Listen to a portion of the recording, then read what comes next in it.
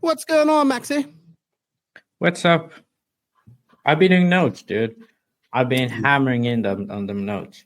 You have been hammering in on the notes. I've been scraping through the internet and all that's happening in RC.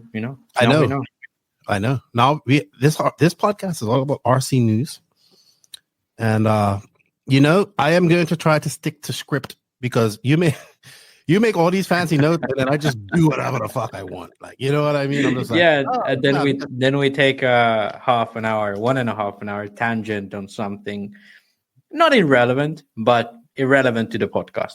But I bought something for you. I shared this on the podcast the other day. Hold on. Let me find them. Let me find what I bought for you because it don't seem like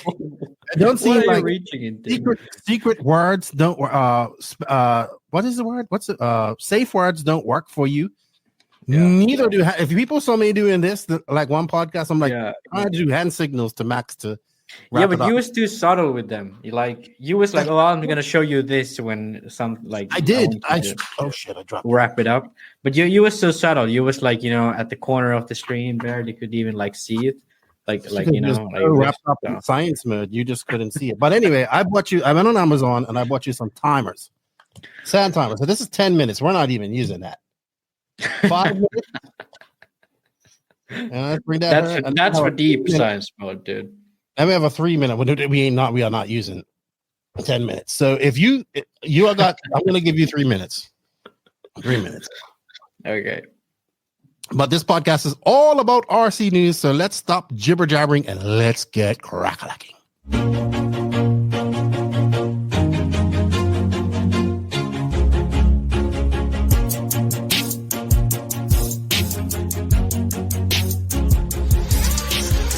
Nitro is the glory, but e-buggy pays the bills.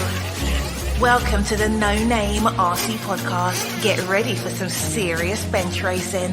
But be warned, we speak our minds, express our thoughts, and sometimes things can get a little rowdy.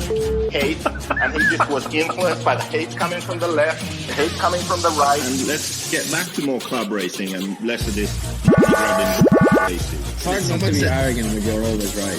See what I mean? That's exactly why people call you arrogant, Max. You may not agree with everything we say, but it's definitely worth a listen. And our pick, can you stop whatever you're doing? Join your host, Lefty the Great, with co-hosts and guests as they get together to chat RC. Hey, after that race that I watched this morning, I have to talk about it.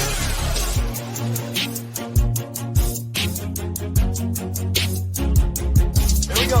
$100 right here, $100 throw. Oh no!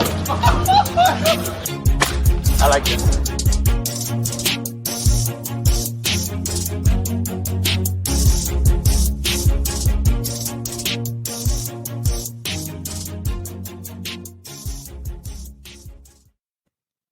Yes, indeed. Yes, indeed. Nitro's the glory, but e-buggy pays the bills. What's going on, everybody?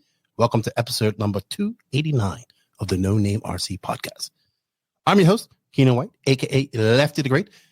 And joining me, the man that everybody loves to hate or hates to love him, the one and only common roach, Maximus Middleman Mort.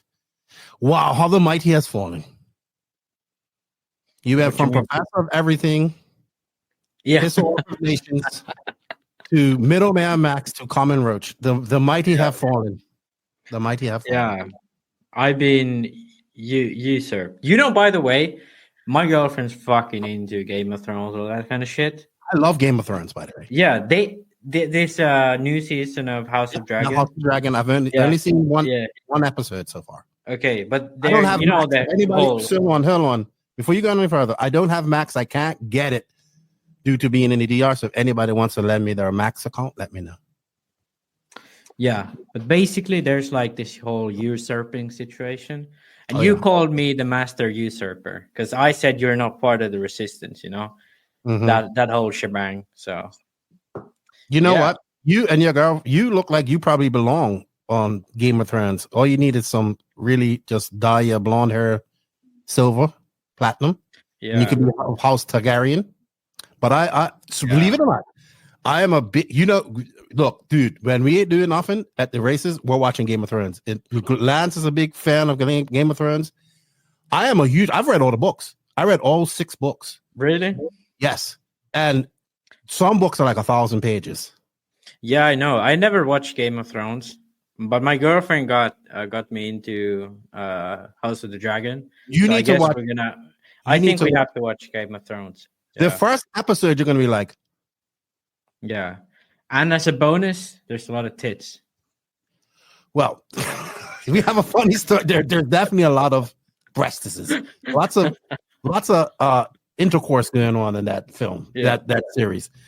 But it's I love Game of Thrones. I love the books. And there's a spin-off coming apparently too. I need to catch up on House of Dragons.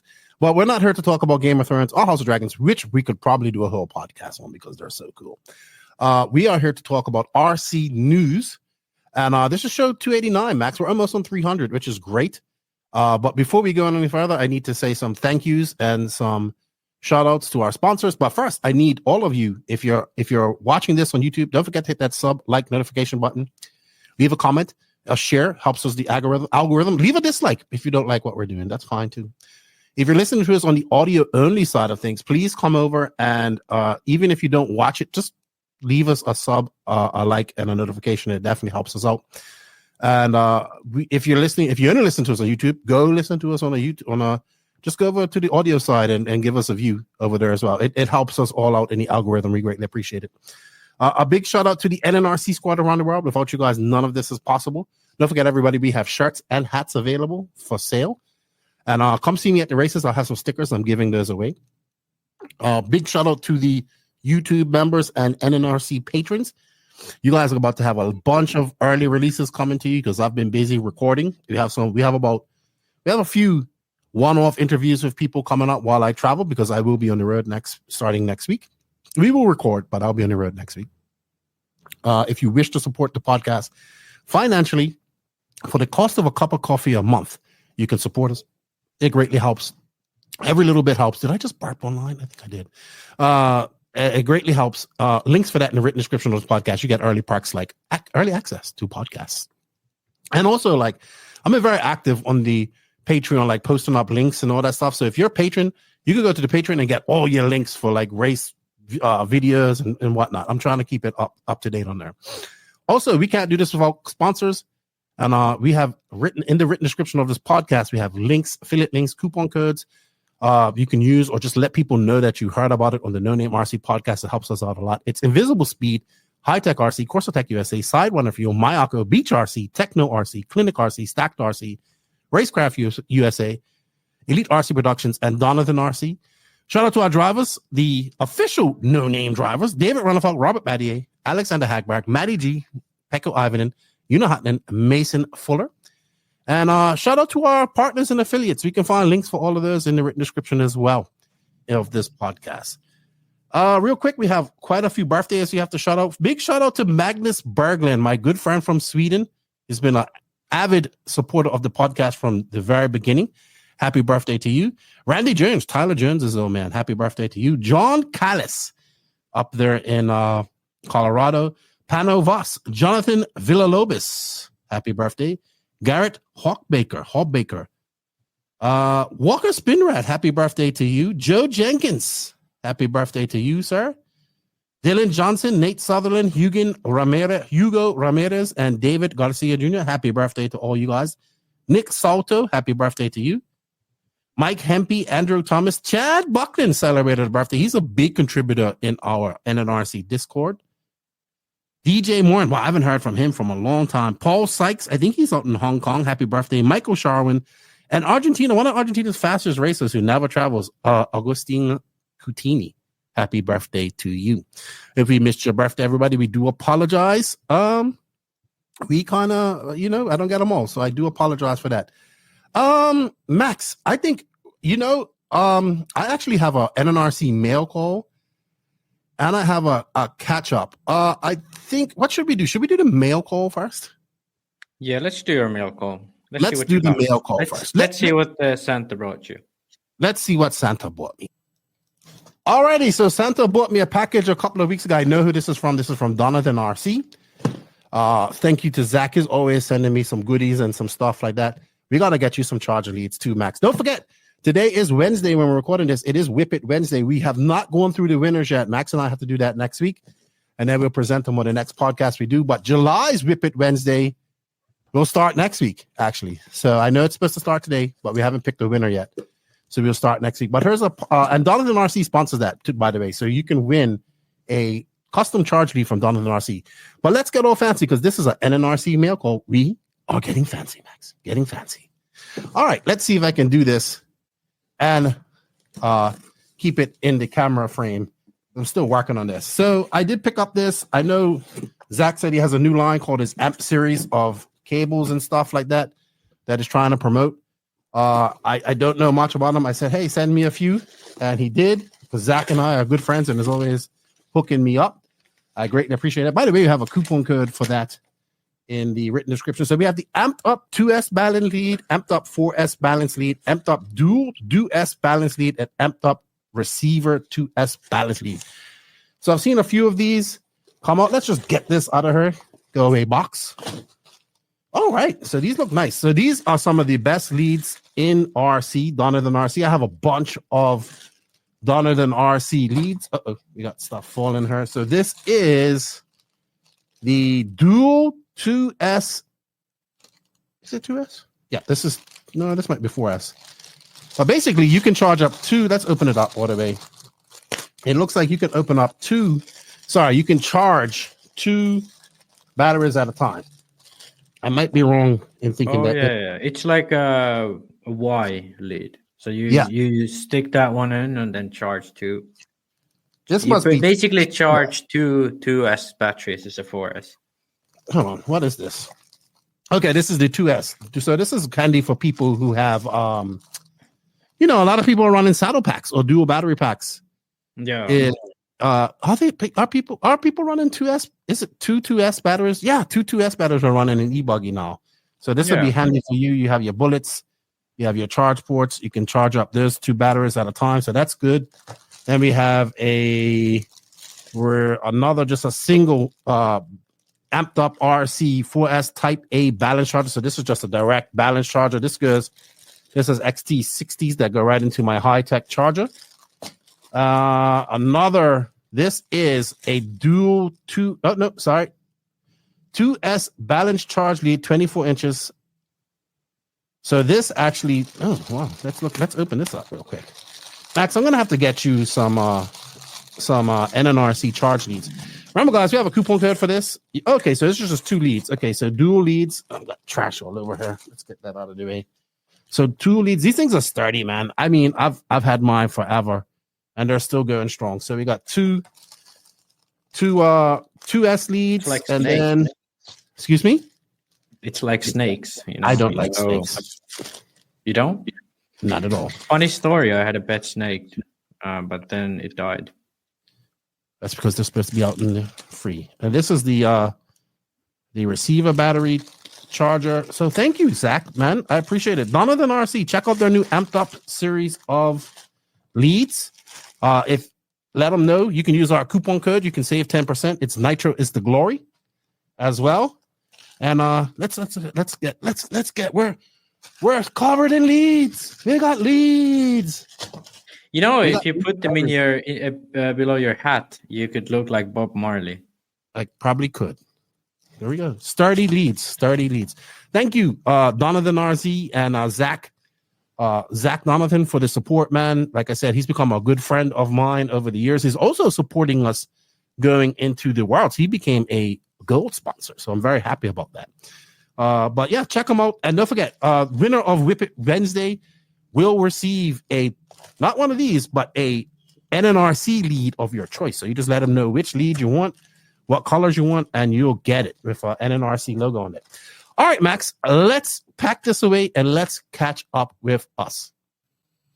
All right, so thank you once again to Zach. If your company and you think this is a great platform to open or just debut some of your stuff, it doesn't matter. It doesn't have to come from any of our sponsors. Hit me up, send me a message. I'll get you my address. If you're in Europe, You want Max to do it? We'll get his address and we can debut your product here on our NNRC main call. Exactly. I'm trying to get Max to get some. Well, you got to get a better camera setup, Max. You got to get all fancy, you know? Well, yeah, I'll handle it. Okay. Did you get a new microphone? No, not yet. You know what? It's time for us to catch up because you've been busy and I've been somewhat busy, not really too busy. But that is brought to you by Invisible Speed. And no, you do not get a free book with this order. Stop scrolling. You want to be Lewis Hamilton? Learn something new with Invisible Speed. You can't do everything at 100% maximum speed. You have to be smooth. I mean, when you drive a real car, if you drive a real car, how do you just, when you get to a 90-degree corner to turn into the parking lot, do you go like that with the steering wheel? Do you like slam on the throttle and the brake? No. You probably turn the wheel smooth and get on the throttle smooth. Same thing with an RC car. If you want to learn more and make your speed visible, stop scrolling. That's right. Stop scrolling. We have affiliate links for all Invisible Speed products in the written description of this podcast. All right, Max. So we did do a podcast with Coach, which was pretty good, of the Raw Nationals Raw Nationals recap, which seems to be very popular. Go check it out. We'll leave a, here we go. We'll leave a link right there, or we'll leave a link in the written description of this podcast, or you can find it at the end of this podcast. So that was pretty good. You've been busy. You had a race this past weekend in Vasa. So touch on that real quick. Yeah, I went to race. These days I've kind of quit practice. So I just don't practice anymore. I just race. Surprisingly, it hasn't been that bad. I crash all the time, but I'm still relatively fast. Like I can hold behind Pekka and Jona for a while, but then I'll just crash. But I think right now the level in Finland is kind of good enough where if I just don't do anything stupid, I'll finish behind them. But it's like these few youngsters, they've never even raced abroad. Christian Ullakko and Oivo Metsola. Like you're probably going to hear about these two because, actually Oivo went to the e-buggy Euros, but these two, insane. I think, they're still young, probably around 15, but really quick. And they're developing really fast. Like each race, they get closer and closer. So yeah, this was Christian's home track. So he actually beat me in e-buggy. So that's a bummer. But I had fun, I've kind of switched my attitude with racing where I try to have fun and not be stressed that, I need to catch this, 0.2 gap to Pekka and Jona, or even if it's worth bigger gap. Because I'm okay, this is where I'm at right now. I'm trying to have fun. And I'm having quite a bit of fun actually. So that's been good. I've liked racing recently. Plus you have work going on. You're on summer vacation as well. So you are busy. I do appreciate your time. But you are not busy for the Worlds because we'll be there all week. I can't wait for that. This weekend we'll be calling the Euro Bs. I'll be doing most of it. You'll join. We're doing a co-op with RC Racing TV, and they're also co-oping with the ACAR, the Spanish Association, which you've been doing really good work as well. So I'm going to do in the commentary. You'll pop in, and I'm looking forward to it. I really think the Euro Bs is a good thing. Have you won the Euro Bs before? No, I've never won it. I went way back. I think it's been over 10 years now when I last went. Yeah, but I went. I was thinking because I haven't gone. Last Euros I sucked so bad, and then I haven't gone to the Euros.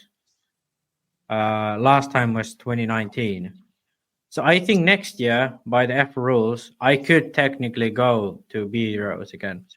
So there's no rules. So I was thinking if it's at a nice place, maybe I go to B Euros myself. Compete. That would be fun. Yeah, obviously I'm not going to be taking it too seriously, but it's like a 3-day event. You don't have to be there a whole week. Usually, it's much more likely that there's actually like drivers from Mayako that we can support, and other drivers in general who want support. So organizing setup clinics and stuff could be more worthwhile there than the Euros.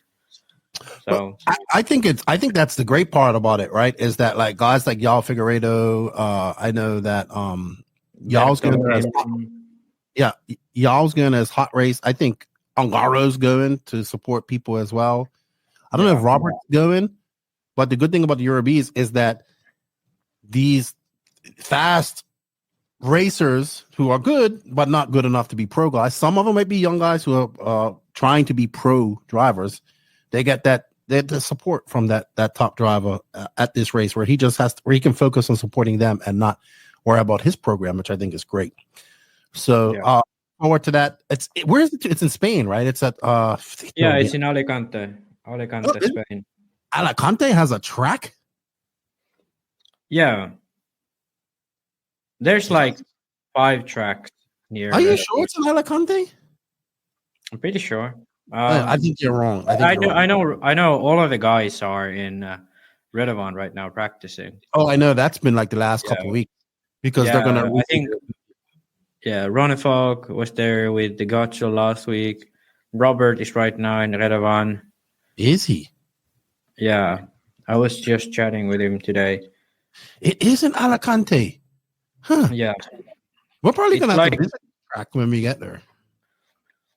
Yeah, it's not that far away. But there's like a lot of tracks. There's a lot of tracks nearby, to be honest. There's like plenty of tracks around there.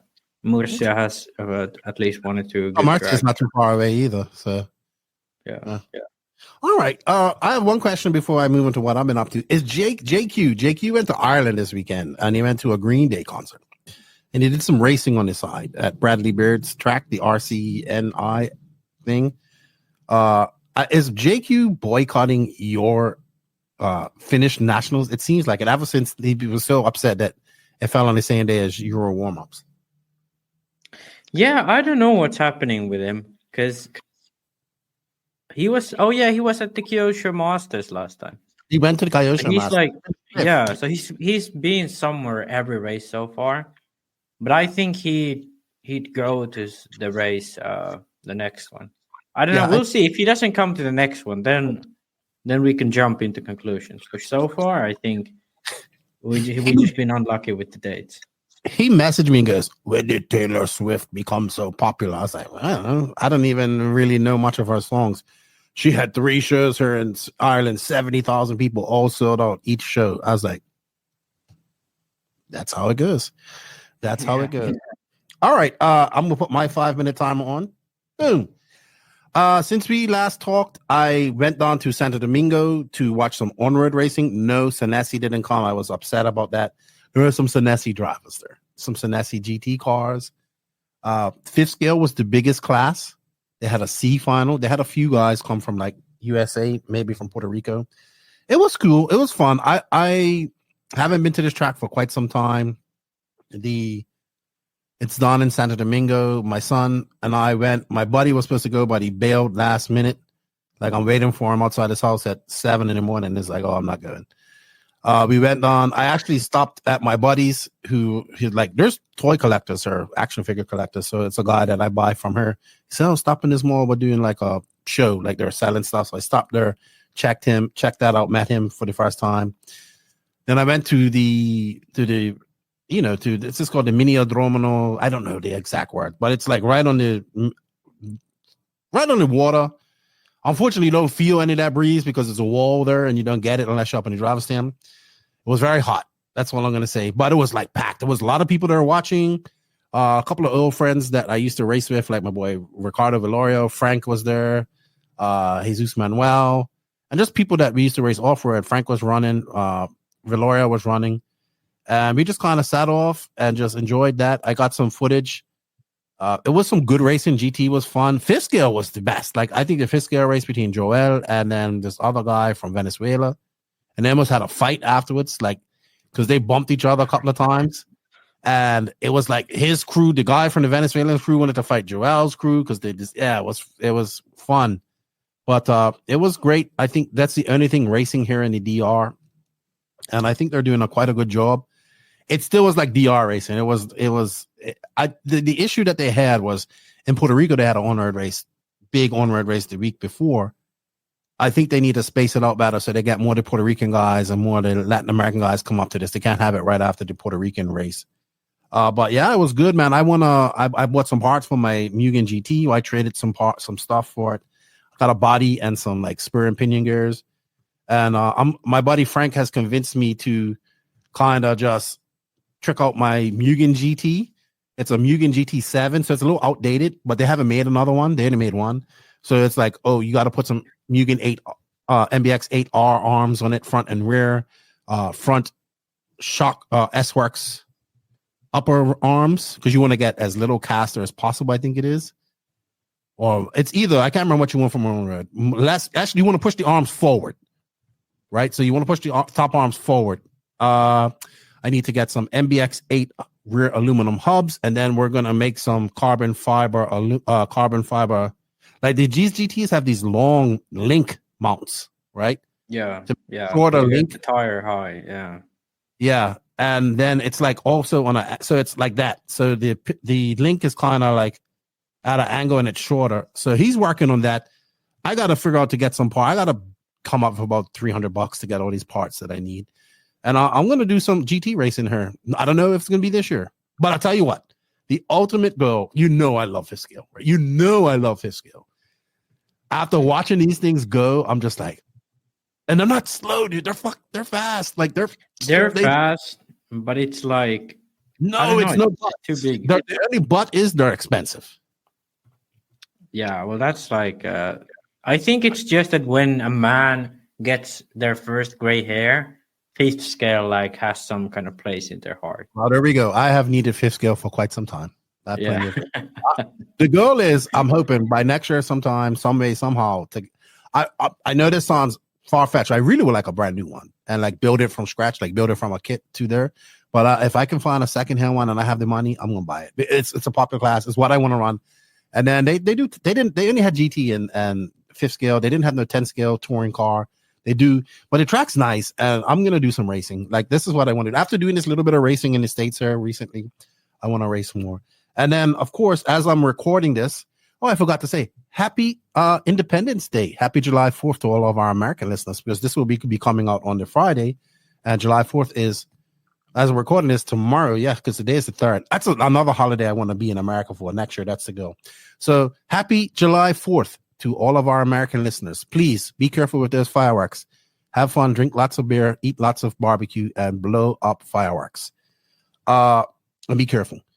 But that's my goal. That's my goal, is to get a fifth scale and to get an operating GT for my son to race. And then I don't know, maybe if my daughter wants to race, we'll get something later on.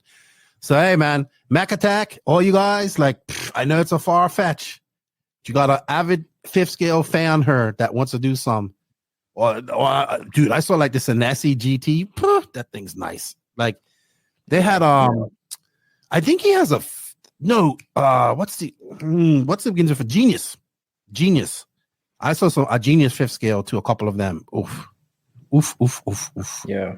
Beautiful. The GT is like nice size because it's still like, you can hold it in your hand. And well, I would, if I get a fifth scale, I definitely need to get one of them stands to work on it, but I love it, man. I want one so badly, Max. I cannot, like, I've talked about fifth scale. That's my retirement class. And that's like, I want to do a fucking world championship in fifth scale. Like, that's my goal one day. Like, I'm not bullshit. Like, I want to participate in a fifth scale world championship one day. So I hope to do that one day. I'd love to come to a fifth scale Euros. I've commentated on it, but not virtually. All right, Max, enough jibber jabbering about us. We've been going on. Both of us used up our 5-minute times. It's time to the topics of this podcast is all about RC news. So we are going over some stuff. We got some juicy stuff. We're going to go over a couple of race reports, look at some upcoming races, take a look at the NNRC Cup points after the Nationals. And then, of course, we have some BenchRacing questions and our hot race, hot picks, hot topic, hot potato. So this week's RC news is brought to you by our favorite servo and charger company, High Tech RC, who just released the RDX1 200 AC/DC multifunctional smart charger. Aimed at an economic budget of $79.99, High-Tech's new economically priced RDX1 200 is a compact and versatile charger designed to speedily charge your packs and meet the diverse needs of the entire RC community. Perfect for use or at home or on the go, the state-of-the-art AC/DC charger features a compact, durable, user-friendly, intuitive interface and bright LCD screen. It is easy to configure for all common battery chemistries and also ensuring safe and efficient charger. The RDX1 200 offers a full 100 watts of power when charging of a 120 volt AC current and up to 200 watts with a DC power supply. DC supply. It also features multiple models to help maximize performance of your batteries and their lifespan. The RDX1 200 is dependable, flexible charging solution and a standout choice for its functionality, safety, and portability. Thank you, High Tech, for all your continued support. They have been a big avid supporter of the podcast, and they're also one of our big sponsors for the upcoming Worlds coverage that we will be doing in Redovan. All right, Max. So, hold on. I am looking at the wrong notes, sir. How did that happen? Of course, I have the wrong notes. I just had the right notes, but go ahead, Max. Let's start this off. You kick it off while I pull up the right notes, sir. Yeah, well, I have to actually, before we go into any news, I have to make a correction to last week. We do have some corrections from last week's podcast. Because in hindsight, I don't know why I actually believe. Did you get messages? I didn't. I saw on Discord. I got a couple. Yeah, I got a couple. But the fuller laps at the Roar Main. So in hindsight, I don't know why I believed this. Then I was like, okay, maybe it's like possible because there was some huge track cut potential and at some point. But in hindsight, I don't think Fuller really pulled a 30.7. He said on his race report that he had some transponder issues. Most like what happened, the guy, the RD was just hand counting lap times. So he was just looking, Fuller went by and then added a lap and so on. But yeah. He was still fast, don't get me wrong, but not 30.7 fast. So, I mean, in hindsight, that's ridiculous because how would you go that? We were just amazed by it. That's all. I forgot. Yeah, but the thing is, because I just looked at the laps and they looked like real because there was like 31 something, and then it was like 30.7. So like, how could you like do it any other way? But I think. Yeah, if they hand counted, then sure. Yeah, then that could happen. All right. But I thought they wasn't allowed to hand count at. They're not supposed to. They're not supposed to. But they did it for Tebow where he won the Nationals in 2017. Yeah, because I think I mean you can add laps afterwards, but I didn't know you could just like hand count them, like just like press the key on the keyboard type hand counting. But yeah. Just a clarification. Fuller was fast, but not as fast. Oh yeah, not that fast. Also, I was told that Little Bump got a DNF because his buggy was truggy was underweight. That's why. It's not a DNF. It's a disqualification. Sorry, disqualification. Yeah. Thank you. I apologize. Should I correct my name again to Professor Everything? You're getting back. You're almost back to that.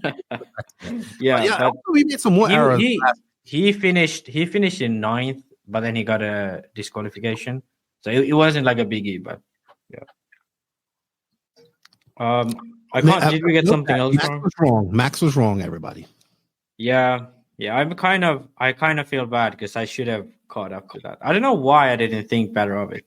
Now that I think about it, like obviously it's not possible.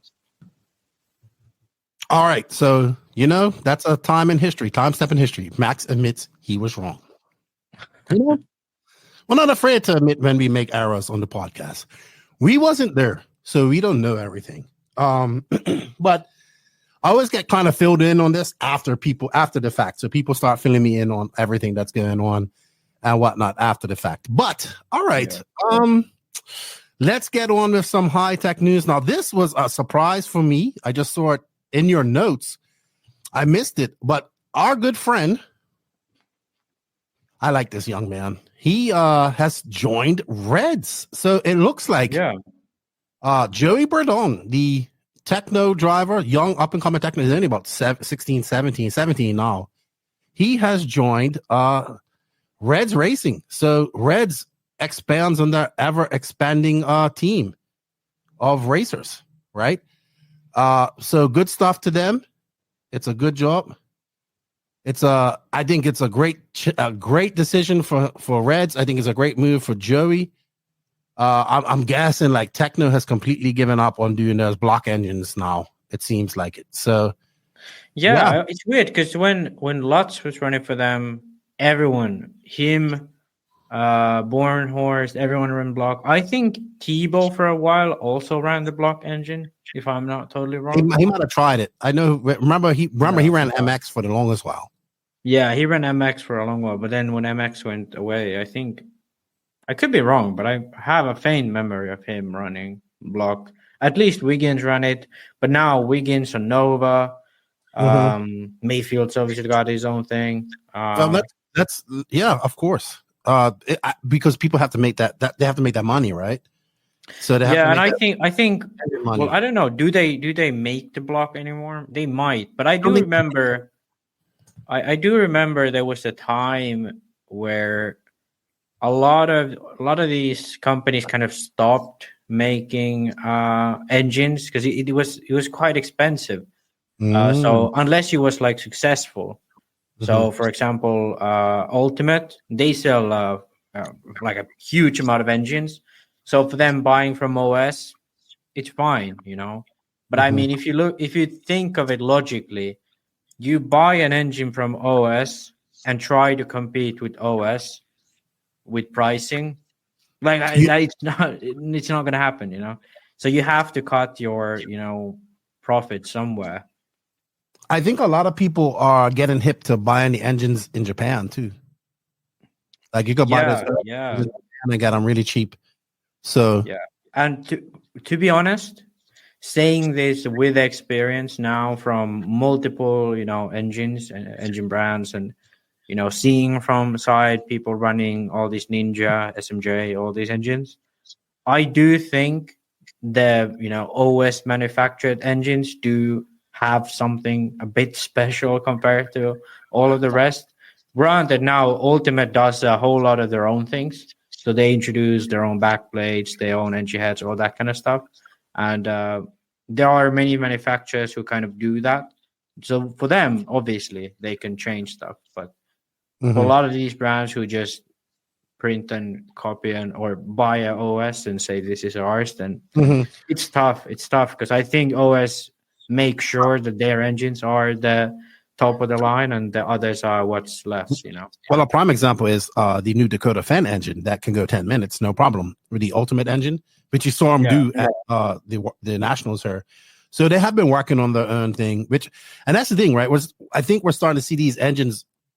They have plenty of power. That's not a problem. Probably too much power.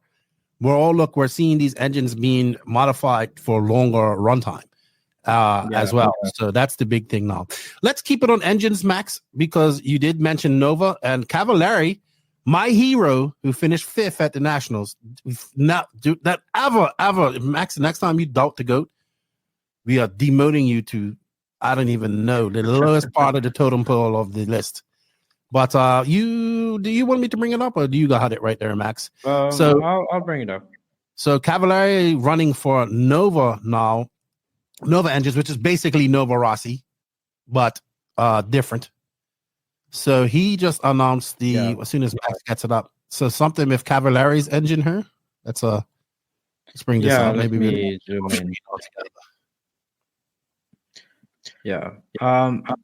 Basically, he has a new backplate and so on, and better runtime and torque, blah blah blah. Marketing speech. But the interesting thing here, let me fix this. Can you zoom in on that backplate? It's the backplate, because you remember that Red's rotor has like a bearing on, like a disc. rotating on the back. Well, yeah, but this is kind of the same idea, but it's, very differently done. So instead of having like a whole mechanical backplate that would rotate around the disc, they have drilled holes from the top of the backplate to the center of the backplate. If I visualize this correctly, you're gonna have some of the fuel and by that lubrication going into this hole, and obviously with that also some pressure. So you're gonna have more pressure on the backplate here, which is gonna not allow the crankshaft to rub. To rub on the backplate. So, and also I do think this reduces, because many people said the main thing about the rotary backplate was actually the friction between the lubricant moving, because there's going to be like even though they don't rub physically, there's going to be that lubrication between that has some friction. So I think this would reduce that as well. Obviously, it's not the same mechanics and so on, but I do think you can, especially if you have some air going there, then you'll definitely have that type of effect. But it's a very interesting design. I think backplate has been a very big point of innovation recently. So basically, for those of you watching listening to an audio, we have the video up here, pictures up here. So the Red's backplate has like a disc that rotates, if I'm not mistaken, right? So it's a very thin disc in between the connecting rod and the backplate, because you always see where it's a little bit of play on the connecting rod and it kind of rubs up against the backplate. It's always been a normal thing, but I think it hinders, it causes premature conrod failure, all that type of stuff, right? So Reg chose to use a backplate to keep it off that, like a rotate that rotates with the connector rod. This basically does the same thing, but they're using lubrication as their disc per se, and pressure to keep it off the back of the backplate. So we see companies just trying different things. This is what we kind of wanted from these companies like Nova, Nova. And notice it's named a B5. Yeah, I mean, I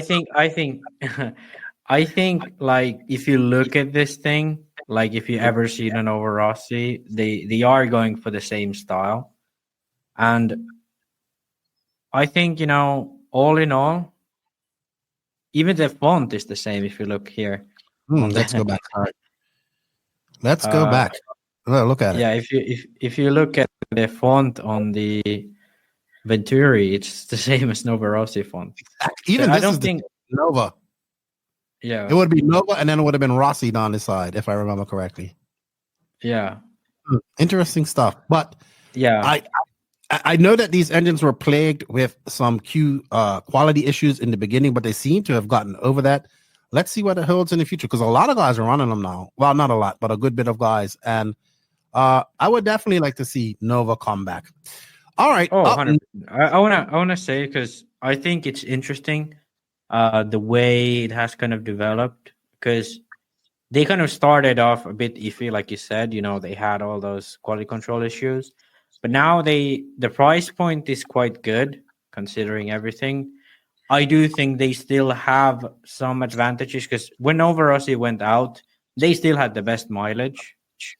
So I think, and the drivability was good. So I think if they can make it more, how would you say, reliable in terms of the tune, and it just doesn't flame out, I think they have a shot of actually bringing back something. Because you can see Reds, they brought out the Super Veloce, and now people are actually enjoying the Reds engine. And they are actually, having they are choosing Reds over OS. I do still believe OS is number one, but I think there is going to be more competition in the engine market soon. I don't know. Every time I put up this damn thing, my camera goes out of focus. So Pay attention, Max. Yeah, more people choosing Reds and Reds be getting back in that market share. But now Nova's coming as well. Up next, a new type of dyno is coming. What's all this about? Mini Pro dyno for engine motors, Max. Yeah, so I just saw this on Live RC, this thing, and I was like, well, what the hell is this? I checked out the company, and they actually do all kinds of dynos for RC. But I think the difference between this dyno and the other dynos is that this is actually made for nitro engines. So if I understood correctly, the other dynos are made for electric engines. You test out those. But this one looks like you can attach your nitro engine straight to the dyno and then test it out, how much power. And I think this is actually very interesting because you could actually get some numbers out of your engine on how much power it has. What does the torque curve look like? What the different pipe setting does. If you introduce like a laboratory setting to your engine, you know, what the certain type of air, you know, pressure, certain type of humidity, fuel, Venturi, anything, like all of these little things that we question.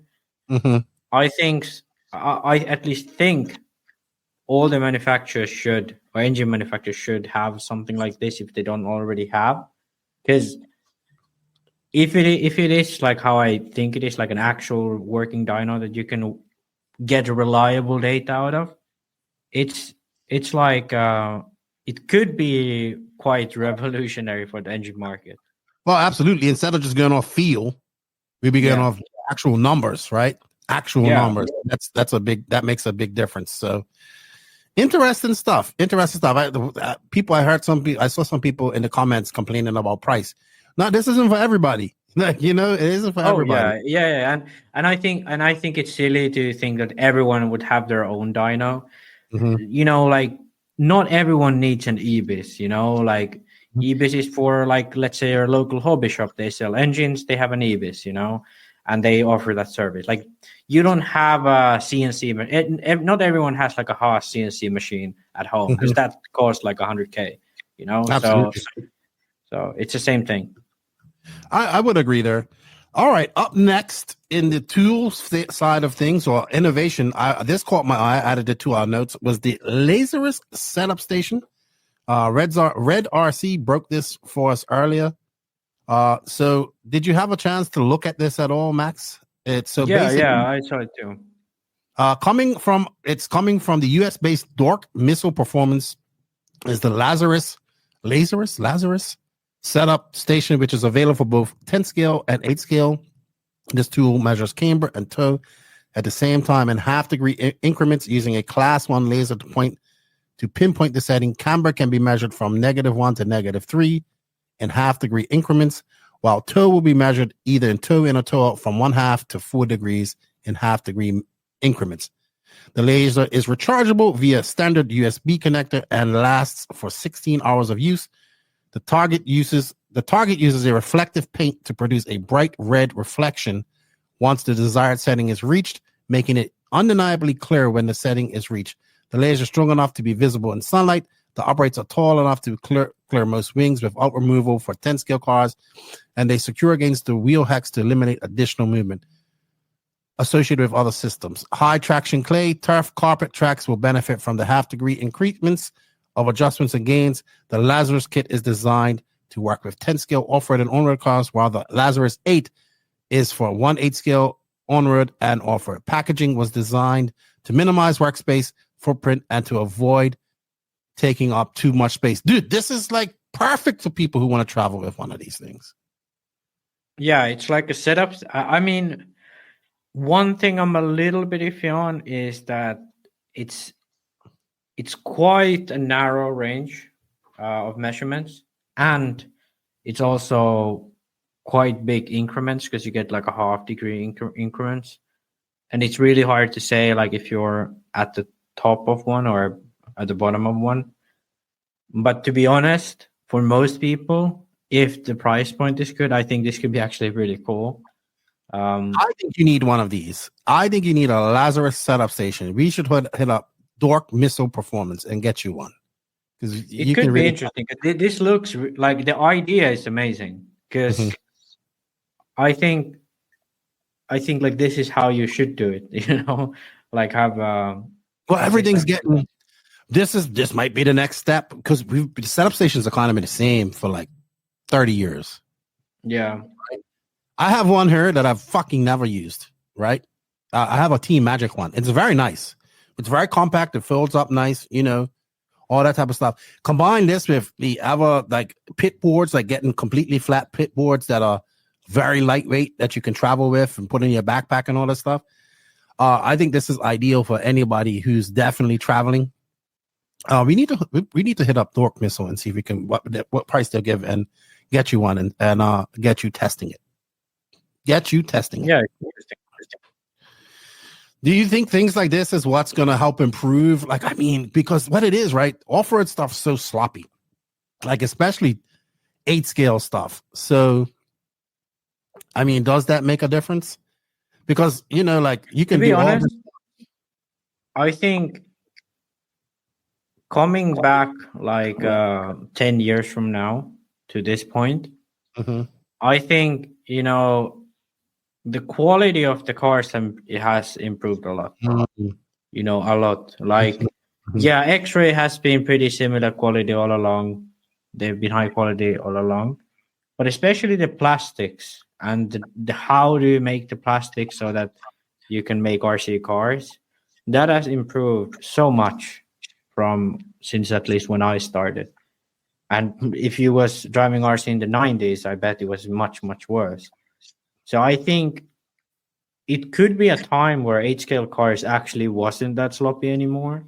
Because I think a lot of cars are like too tight now. Like if you dry them out of the box, like when you get them dirty, yeah, get in. Yeah, like you, for example, I don't know if it was you or someone talked about Ty Tessman having to like remount the arms because you know it was too tight on the X-ray. I know for a fact that I drill out all of the armholes to 0.2 bigger than the thing. Because as soon as you introduce a little bit of dust, everything clogs up, you know, so you need a little bit of room for play. Especially with hinge pins. With links, I think the ball type of links, they are much more secure, but hinge pins are those that really get stuck. Swallow out. All right, up next is some R1 Works aluminum hubs for the front aluminum hubs for the B7. Tell us the story on this, Max, as they look really trick. I'm not going to lie. Like if I have a B7, I think I want these on my car because they look cool. Yeah, well, I think the coolest thing is not the looks. Actually, the coolest thing is what they allow you to do with the car. So by adding shims, so that's a 2-piece knuckle basically. So the axle and the steering arm is in the lower piece, and then the upper piece attaches the knuckle to, you know, the C-hub. So with these 2 screws, you attach these, and between those 2 screws, you can put shims. So as soon as you put more and more shims, the angle between the upper and lower part of the knuckle, you know, increases. So let's say you put 2 millimeters of shim, then you have an X amount of KPI more. So let's imagine, well, I'd say looking at this, I'd say a millimeter shim should equal to somewhere about degree and a half, maybe even 2 degrees, but around there of KPI. So you could add KPI to any, you know, position you want, and then you would just adjust the camber link to straighten it out. I have a question. We got 3 minutes. What washers are you talking about? Are you talking about these blue washers up and top and on the bottom? Or here? No, actually in the middle. So you see those 2 screws next to the axle. Right. Yeah. So when you add shims between there, it's really hard to explain using just words, but basically you would move the axle like These two outwards. shims right here, right? I don't see your mouse for some reason. These two shims. Oh yeah, those. Yeah, exactly those. So those two above the axle. So you would, if you add shims, you'd pull the lower one out, and well, actually, you'd pull the inner one in, and then because you adjust the camber accordingly, so you maintain the same angle of camber in the car, but because you have more distance between the upper and the lower pivot of the knuckle, you have to adjust the camber. And Gotcha. what happens here is obviously you introduce some KPI. So that was the huge revelation about the B7, one of the first brands that I know of at least the only brand currently who allows you to adjust KPI. But the thing is, they offer only three. They offer 3 different knuckles, and that's it. I think it's like 2, 4, and 6 or whatever. But this allows you to adjust them whichever way you want. You can go more, you can go, I don't know if you can go 0, but technically I guess you could. And then, you could go anywhere in between. So it's a really cool thing. And I think this is exactly the type of thing that I wish Infinity would have done with their car. Obviously, probably this same style would not be durable enough for 8-scale, but having at least options like this, having, some kind of way of, because the front end they have on the Infinity 8-scale, they have the chance. So they could do something like this, whereas, most other cars can't because, they don't have that type of front end. You can't adjust a classic pivot ball car, C-hub, you just don't have the space. So, yeah, this is really cool, and I wish it a lot of people would run it to sort of see how it actually works and all stuff. I'm not going to any 10-scale stuff till October, so I won't know. All right, up next, keeping it GT. We see MCD, the big 5th-scale producers. They produce a lot of 5th-scale. I believe Pecco runs for them. A lot of 5th-scale. Team driver. 5th-scale, but they have some 5th-scale stuff. They have some drawings for an electric GT. This class is becoming more popular. You know what I saw a video of? I saw a video of Uri Hootie running an electric GT car. Yeah, I think I can't now remember at the Worlds, the GT Worlds. I think Nitro was more popular, but the Euros, it could actually be more even. That it was kind of. I am not gonna lie. If I get into GT racing, which I am, I would leave Nitro for my son, and I would run this for myself. Yeah, I think like the electric is the only issue with GT electric is like the amount of power you need. It's gonna heat up all the stuff, and you're gonna need like massive batteries. Like I'm not talking massive. Like I think that picture has like 10K milliamp batteries. So yeah, so like. Yeah, but I think those are, if you get those sorted, then I think GT is like good, and I think even for Nitro, you're gonna need all that 2-speed, you're gonna need, separate engine, like all that type of stuff. So I think actually GT could be at the end of the day much easier to get into, and then when you get the car, when you get all the electronics working, it's gonna be easy. But yeah, I like MCD kind of. This could be their way to kind of swim into the 8-scale market. They make a GTE, then they make a Nitro GT car. Maybe one day we see an 8-scale. Who knows? Who knows? Who knows? I'm talking 8-scale off-road, obviously. We don't need another 8-scale off-road. We do not need. No, but if it was anyone, I think MCD would be great. But I think MCD won't make an 8-scale off-road car because they. Well, actually, I could be wrong. I was going to say that they do much more machining than injection molding, but I do think they actually do quite a bit of injection molding, so I think that thought was wrong to begin with. But I don't know. I think MCD is one of those companies which would be interesting to see in the 8-scale market because they are innovating like all the time. Like any like thing you see like in 5th scale, MCD is like trying to innovate. Elcon is kind of similar, I feel. All right. Up next, we have some new tires at the Nats. And this is a Gene Hickerson post. he got a little upset. I wouldn't say he says this is Gene Henderson. Yeah, you got it. You read it out. I'll add it to So the thing with this, because I was gonna, get some news releases like from LiveRC or whatever. Couldn't find. LiveRC posted the Supernova and the Havoc. Nobody said anything about the HOTRACE Havana. So obviously, Gene the Machine, the marketing man that he is, took the chance because he saw that he saw that those tires like somewhat resembled some of his tires. Mm-hmm. I think the Havana is actually quite close. The Supernova of AKA, that's not too far either. But the Havoc, that's a bridge. Yeah, I'll tell you what the HOTRACE Havana looks like. And the dial looked like a J Concept tire. I can't remember what it's called. Like a really old one. Yeah, like a Detox, I want to say. I'm probably wrong here. But no. Well, I mean, yeah, it's kind of like a Detox, but the center is very different. And so, so anyway, let's talk about the So anyway, I get what he's saying that these people copied Dialed RC. Well, he used to sell VP Pro, and VP Pro copied every fucking body and still does for the longest while. So I'm not too worried about that. To be honest, if you look at Dialed RC's tires, they look like every other manufacturer's tires as well. But, okay, hear me out here.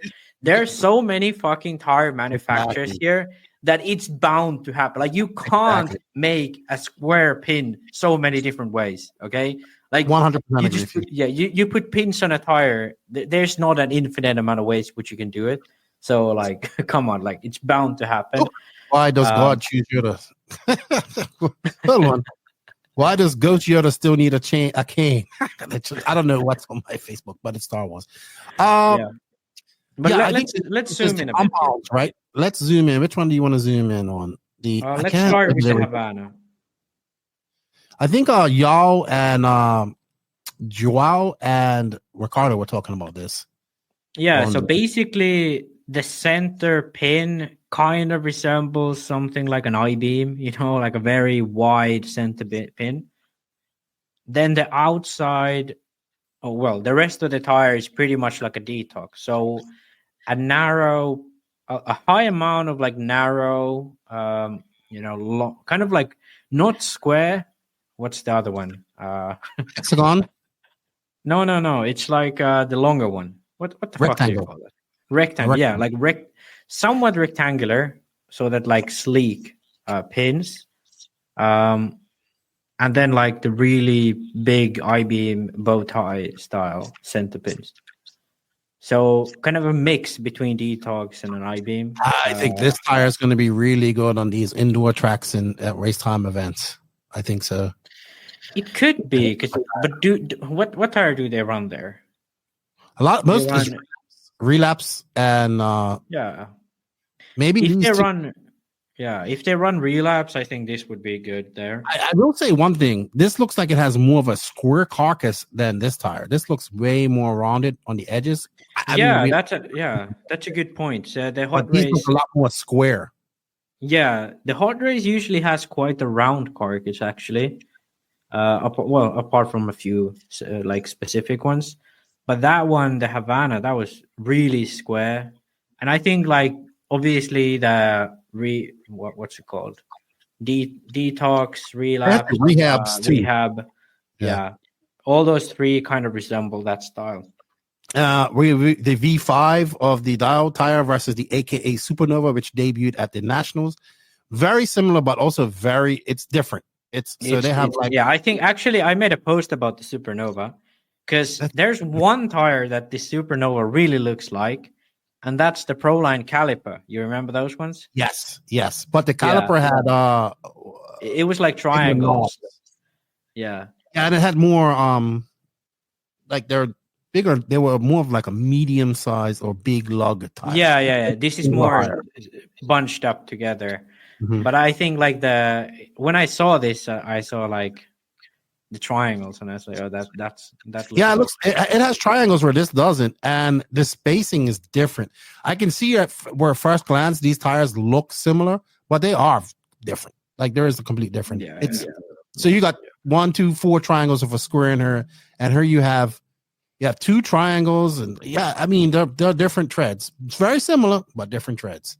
Yeah, And I think I think the Supernova thread. Someone said, I think it was Lutz, that it was really good on dusty conditions, and I do see that because I remember the caliper having the same thing, because you have those 2 pins on top of each other there.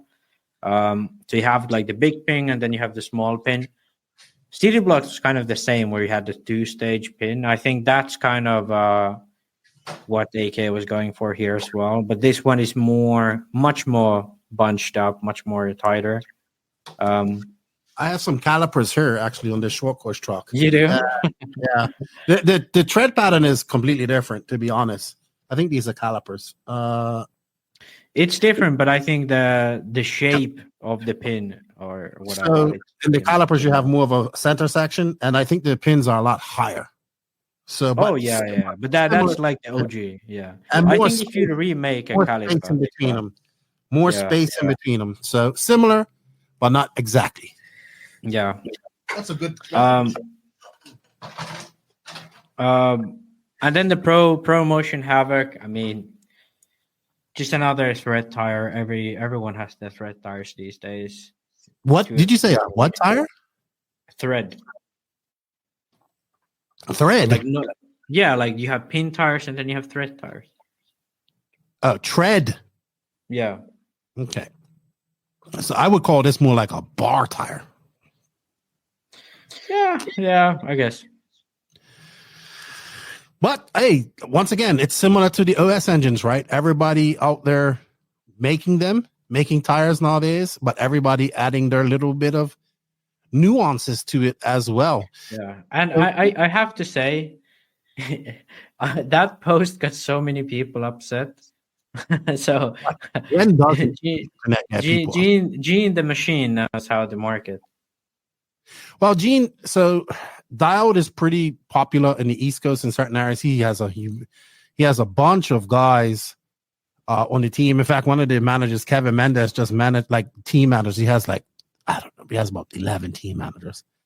But Kevin Mendez, who's a friend of mine up in the Northeast, is like, oh, you need to get Gene on the podcast. I'm like, yeah, I will. Gene isn't that talkative, but I'll see him here in a couple of weeks. So maybe I'll ask him.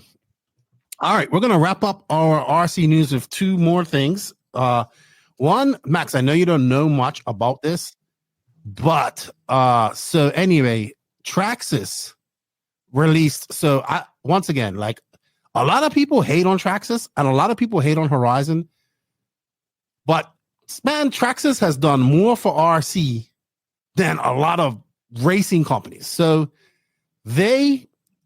so Dirt Oval's huge, right, Max? It's a big genre of RC, and it's popular. So this class is called MUDBOSS. So these are like scaled off. The bodies are scaled off of a real, like they race this, like that's a real car that looks like that. It's called modified. Really, it's called modified in the big world, but they look like this. So this is meant to be like a intermediate type class based off slash chassis, the most versatile chassis in the market, by the way, or like any type of short course type of, whatever you can, mount that body on. They have some specific rules. So TRAXXAS came out with this body and our RTR version of this, right? Which I think is going to do wonders for the oval class, right? But of course, it's met with some bullshit, which TRAXXAS kind of did to themselves, but I'll explain later. So you see this is called /modified now, right? So let's read what let's see, because they were first called /MUDBOSS because the class is called MUDBOSS. Now the word MUDBOSS came from a group of guys named the Salvas. So the Salvas were the first person to Steve Salvas. So Steve Salvas made a post on this June 12th, and this dropped. So my brother developed a class in 2014, a spec chassis, a spec body, strict set of rules. It grew to be one of the most popular class in dirt oval ever. He called it Salvas MUDBOSS. Since its conception, Eric had communication sent over to TRAXXAS about getting involved in the MUDBOSS class with either MUDBOSS ready race kits or to get involved in MUDBOSS event sponsorships. Nada. Cricket sound, no communications back. Eric sold bodies in the 5 digits since 2014. What's 5 digits? Like 100,000 plus? No. It's like under 100,000. Still good. Yes, TRAXXAS sold a lot more kits to the dirt overworld than would have ever expected. So, yes. So it's basically saying, yes, TRAXXAS sold a lot more kits to the dirt overworld than they ever would have expected since the Salvas MUDBOSS. What do TRAXXAS do resulting from this? They release a Midwest RTR oval kit. The Pinnacle is the name, the new kit of my brother's class, MUDBOSS. It tells you the kind of company they are. Those who know MUDBOSS know it's not a MUDBOSS.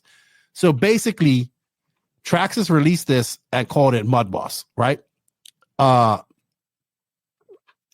apparently these guys did not trademark this, right? So the class is called MUDBOSS, right?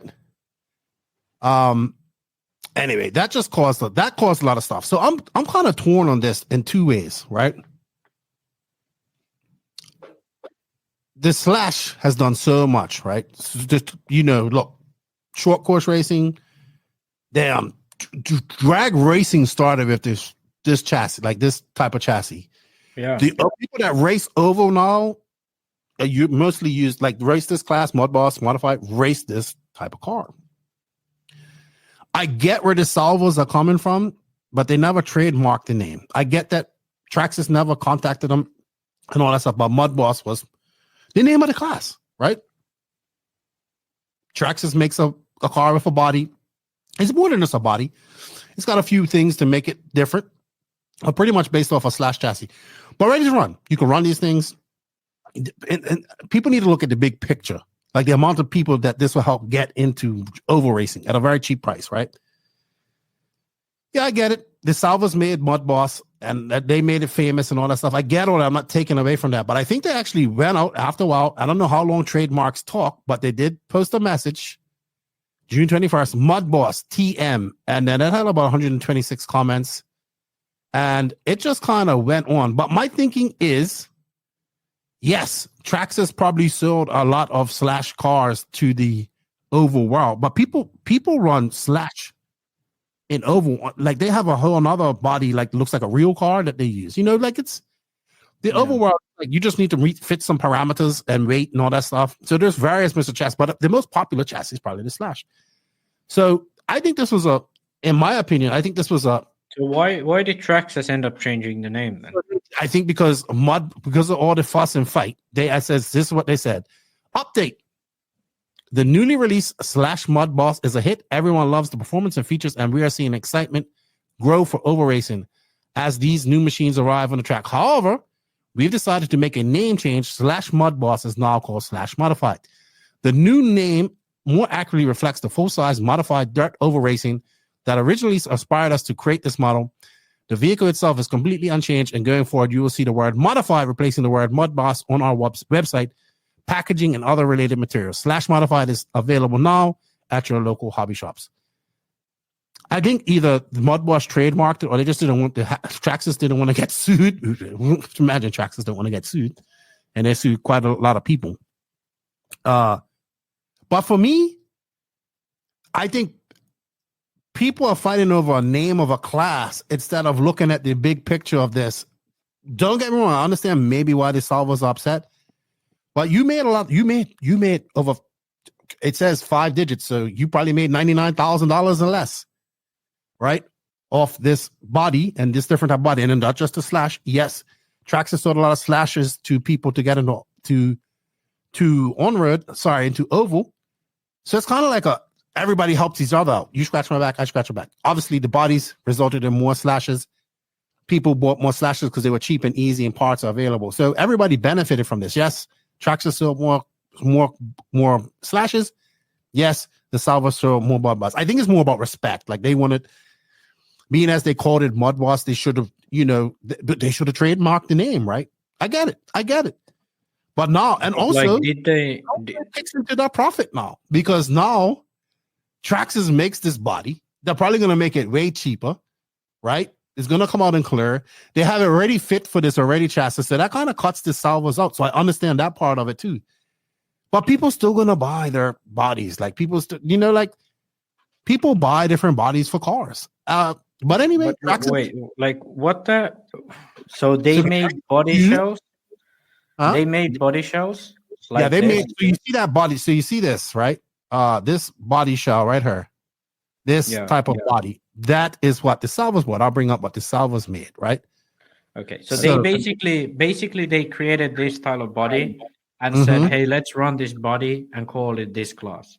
And this class is called MUDBOSS.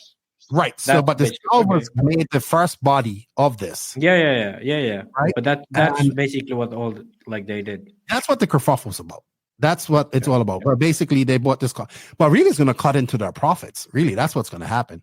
Is because now people don't have to go buy a Slash and then go buy this body. They can just buy that TRAXXAS Slash with that body already on it, right? So here's I guess this is not, I don't know if it's the original, but here's a look at what the Salvas MUDBOSS looks like. So you can see. But I don't really like. It's just like, why would TRAXXAS not do it if people like?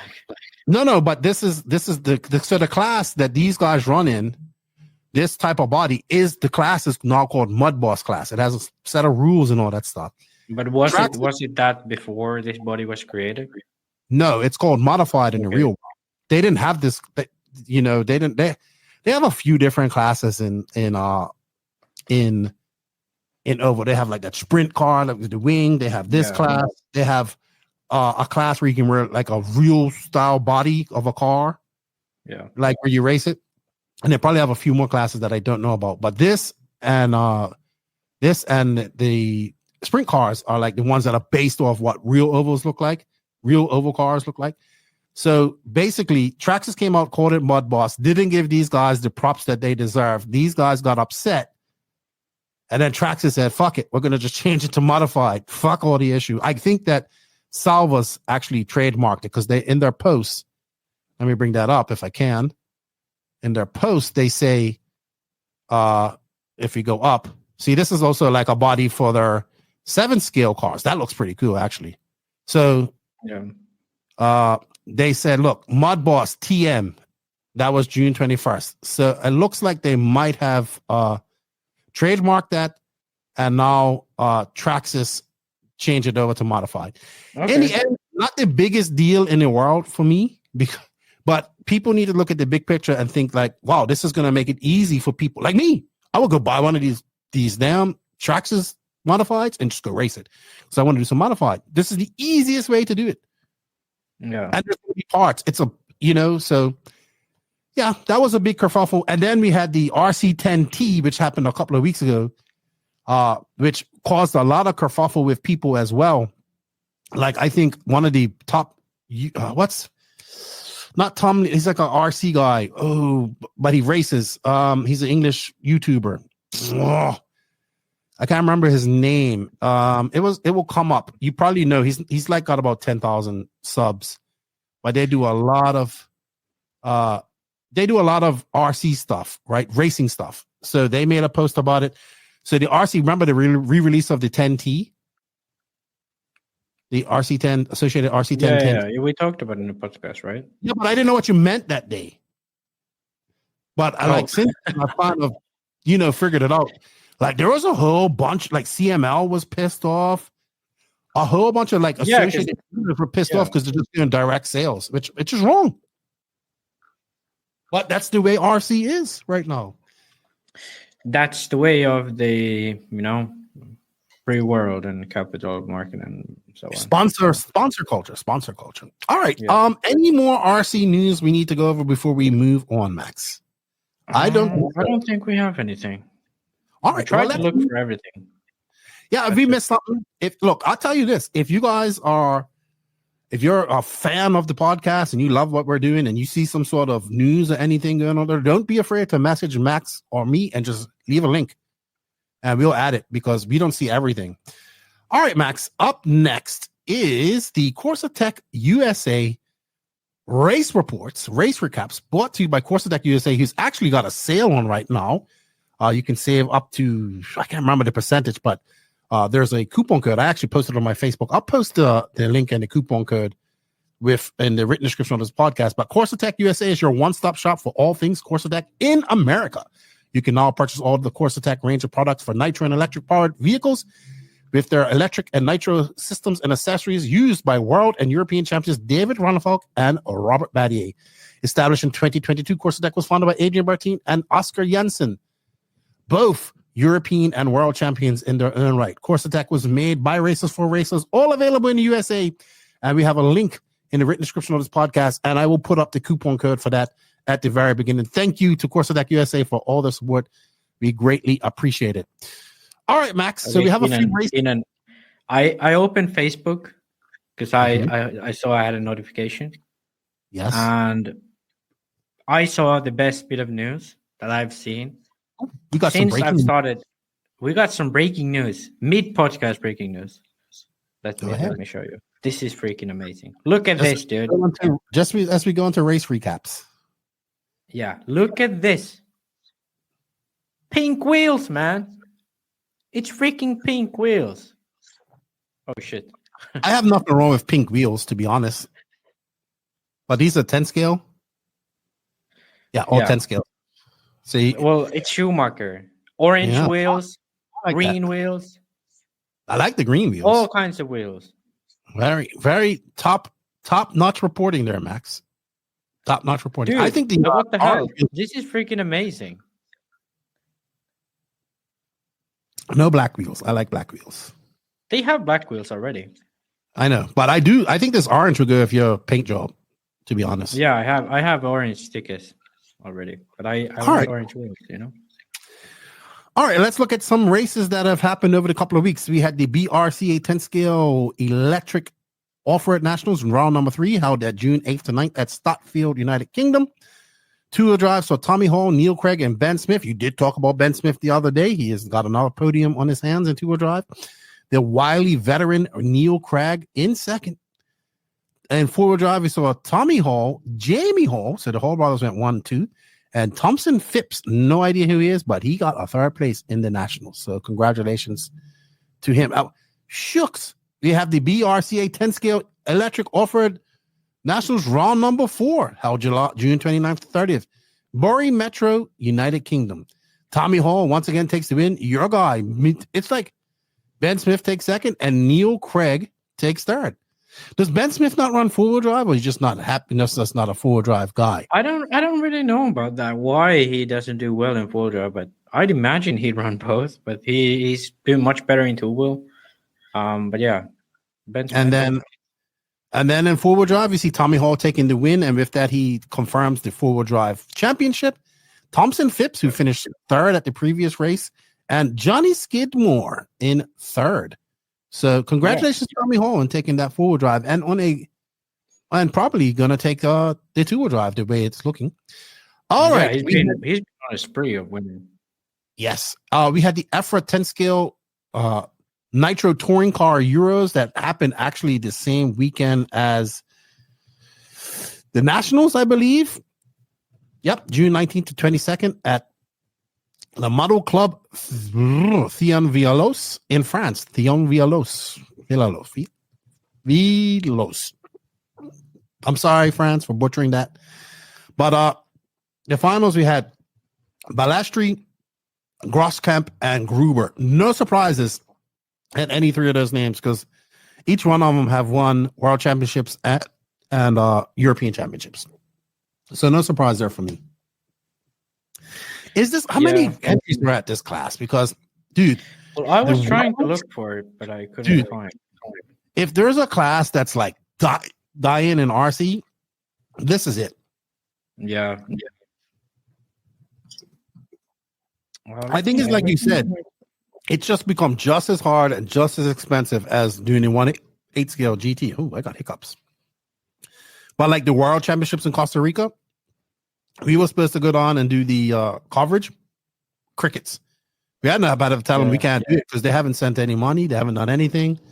We haven't. They put out a stage report the other day. I'll be surprised if that that Worlds gets 50 entries. Yeah. Well, maybe people would like to go Costa Rica to hang out and chill out there. But well done to Balestri, Groskamp, and Gruber. Balestri is obviously Infinity. Groskamp, what does he drive? That's Gillis, right? Gillis Groskamp? Yeah, Infinity. Yeah, Infinity. And Gruber they actually had a pretty decent turnout. They had 55 people. I think that's about what you're going to get at the Worlds. Yeah. Maybe a little bit more because some Latin American guys will come and race. Yeah. So, yeah, I think that's like it. They had. I think that this class should just run concurrent with the GT class. No, I think. You don't think? I mean, they're both on firm tires. No, GT. Oh, you mean the GP class? GP. Sorry, I got that. Yeah, I think if they ran with the GP class, then it would make more sense. But to be honest, I don't think there has to be a whole separate Worlds for it. Just like you could argue that fifth scale and GT could run on the same track, I think. Nitro GT, but because they both run rubber tires. Yeah, right. I think fifth scale GT, then these foam classes, they could run together. But to be honest, I think like this 10 scale touring class should kind of go away. It's too similar. Right? It's just going so far away from what it used to be. It's like it's so far going from those TC3 days, which was a great kit with a shaft. It's nobody run. I mean, 55 entries at the Euros, and I think they're lucky if they get that at the Worlds. Yeah, and to be honest, like it's like I've said this so many times, but the difference between 8 scale and 10 scale foam cars, body shell and the driving is a little bit different. Mm-hmm. But it's too similar. It's like the cars are if I put two cars next to each other on the table, some people would really take a while to know which one is which, without the body shell. So it's just I don't know. It's a bit of a pointless class, unfortunately. I would have to agree with you. Probably people that run it will not agree with us, but I think it should run together, concurrent. All right, we had the 10 scale Japanese Nationals, Off-Road Nationals, June 29th to 30th, RC Park Gojo, Japan. Koiki Kato, that's Orange Wheel guy, right? No, he's not. He's that's what the fuck's the Orange Wheel guy's name? I can't remember. But Koiki Kato, we've talked about before. Yui Kaino and Shoyo Yamasaki in two-wheel drive. Yui Kaino, Koiki Kato, and Nana Kaiho in four-wheel drive. And Max, you want to know who is this Kaino guy? Because last year Kato won both classes, fair and square. He was good in touring. He was good in Nitro on road. He was good in all classes. Never heard of this Kaino. Yeah, Kaino guy. Mm-hmm. Never. I don't know. He runs Associated, so I guess they're friends with Koiki Kato, but no idea. And he beat him. So I mean, he must be pretty good because I think Koiki Kato is like, I think he was like C main at the Worlds or something. So he's not like terrible. All right, he was at the Worlds too. Interesting stuff. Your favorite Japan, your favorite country. I don't know why I just don't move there. Probably because it's expensive. All right, the final race we have is the Italian race, which was held June 21st, 23rd. We have a special guest interview and that race is mentioned. Maybe he was the winner, and that's dropping for everybody next week. If you are a patron, you're gonna get it earlier. It was held at the Ospi team track in Gusago, Italy. I've been there for RCGP. Pre-race talking about another Boots and Polito showdown. If you remember, the last time these two got together was Matrix versus HOTRACE, and they immediately gave the decision to Polito. We discussed that quite a lot in one of the podcasts from last year. I can't remember which one it was. Ongaro, this is his kryptonite track. This is the track where I've seen him get frustrated, where he's mad. Yeah, I would say this is the track where the Canas and Ongaro beef kind of bubbled over.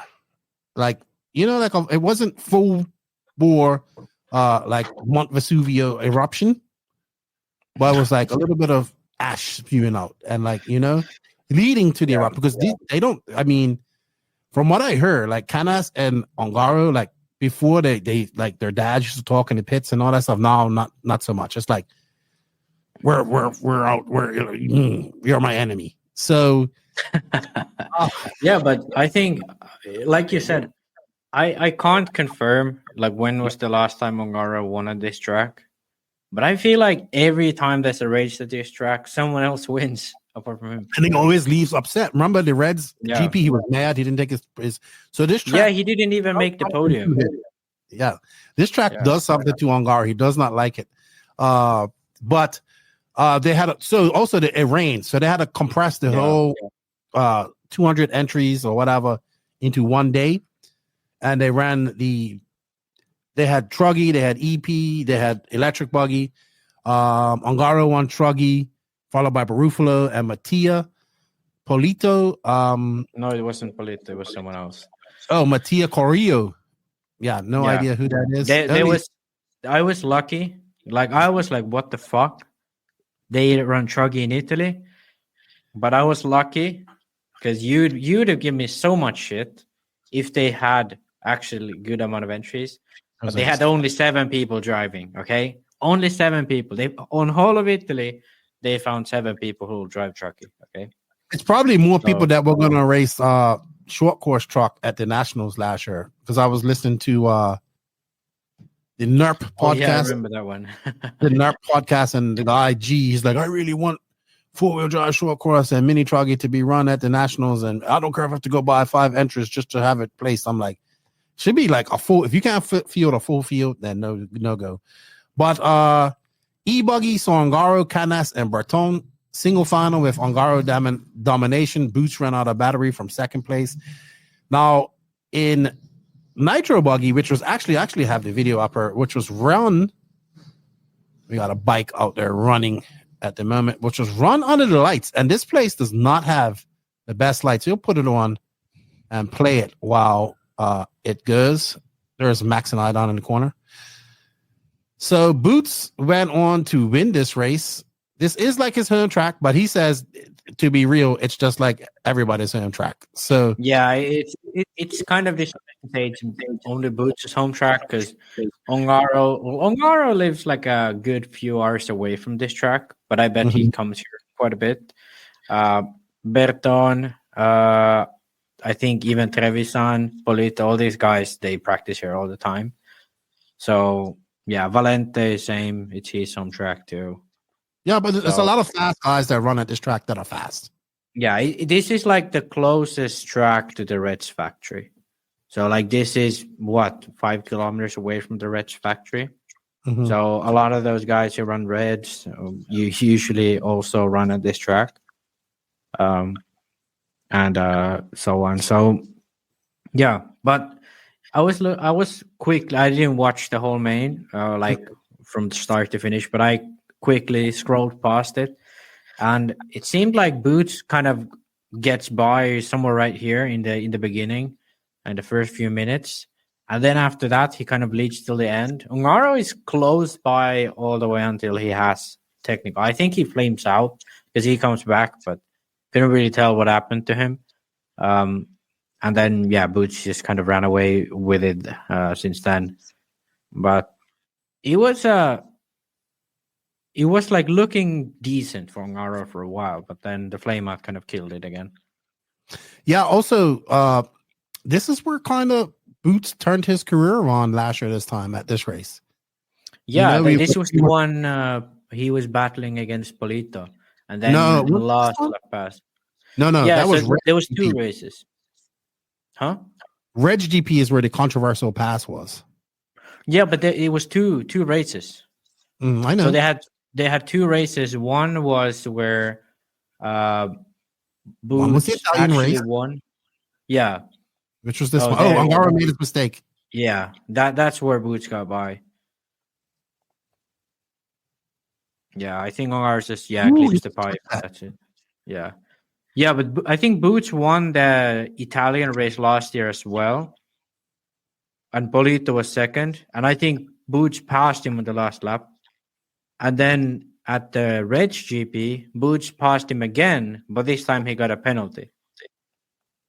Yeah, we talk about that a little bit. Yeah. But not only that, but this is what I think jump-started Boots's rejuvenated career. Because 100%. Yeah. we were like, I told him, I said, we thought he was going to be retired, man. And he goes, and he explains why. I'm not giving out any secrets. You can all check it out next week when it drops. But he just said he said something clicked, and that's what happened. But this is where it clicked. And well done to Boots, man. I was talking to him. He seemed very confident going into the Euros and going into the World Tour coming up. But anyway, it was Ongaro. It was Boots, Bourdon, and Trevisan. Now, people may not know who Trevisan is, but Trevisan is pretty fast. I don't know if he still runs WIRC though. Probably. Yeah. So if you look at, let me bring up the results for myself, but it was like 4 WIRC cars in a row or something. No, sorry, it was Trevisan was in third with the WIRC, and then there was Barufalo, Asturin, and Valente in 7th, 8th, and 9th with WRC. But they're really making a push in Italy, I have to say. Absolutely. Yeah. Absolutely. All right, Max. Up next is going to be our Sidewinder upcoming races. Morgan Fuel has been collaborating with many of the world's top drivers for over 40 years. This has enabled us to test our fuels in many of the most challenging situations and take the development of competition fuels to the next level. The result is Sidewinder, the market's most powerful racing fuel. This fuel is track tested and proven by national world champions such as Ryan Cavallari, Ryan Mayfield, Greg Degani, Mark Pavidis, and their top driver right now is the ever impressive Little Bump. These drivers appreciate that Sidewinder blended perfectly for high performance needs of competitive racing. Don't let victory slip through your fingers. Purchase Sidewinder today. Upcoming races, we have the 1/8 EFRA 8 scale Nitro Buggy EB Euros coming up this weekend from Alicante. The following weekend, it's like every race in the world is on that weekend. We have the Asian Buggy Championships, round number 3, held at Pine Hills Dirt Racing. Ryan Pavidis is going to that. I wonder if Lutz is going, not sure. By the way, actually, one thing we forgot from our news, Ryan Pavidis left Sparko. You know what? No drama. I don't think there was any drama, but he left Sparko, and Mark Souza left X-Ray and is now driving HB. Yeah, Souza went to HB. Yeah, that's true. No, mind you, Mark hasn't been relevant in RC for quite some time. Yeah, but I think he's actually maybe working with AK at least, or maybe even for AK. One of our questions coming up. But we did forget about this. We're forgetting news. We're not writing this down. Yeah. But yeah, he did leave. I found out that he left Sparko quite some time ago.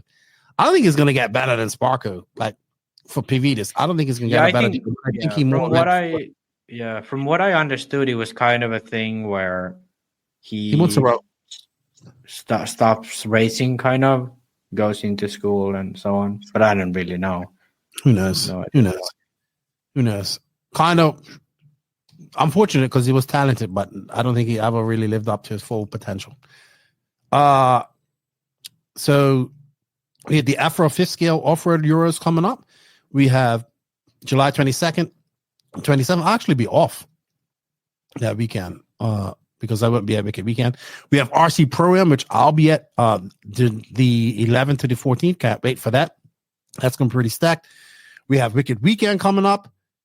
Is it the weekend prior to? So the Euros you have to 23rd to 27th. So that means, hold on. Is it the same weekend as Wicked Weekend? I think it is. I have no idea. I tried to look up for some American races, but I didn't get Wicked Weekend's the big race coming up for me and for America. That's the last big race. And for the Americans before we go to the Worlds and the Euros for the Euros. We have the Nordics coming up August 2nd to 4th. I'm sure. Are you going to that? Yeah, actually, to all of our Nordic listeners, I know there's many Finnish people, there's many Swedish people, as well as Danish and Norwegian people listening onto this. Why not Estonian? If you live in Estonia, you can come too.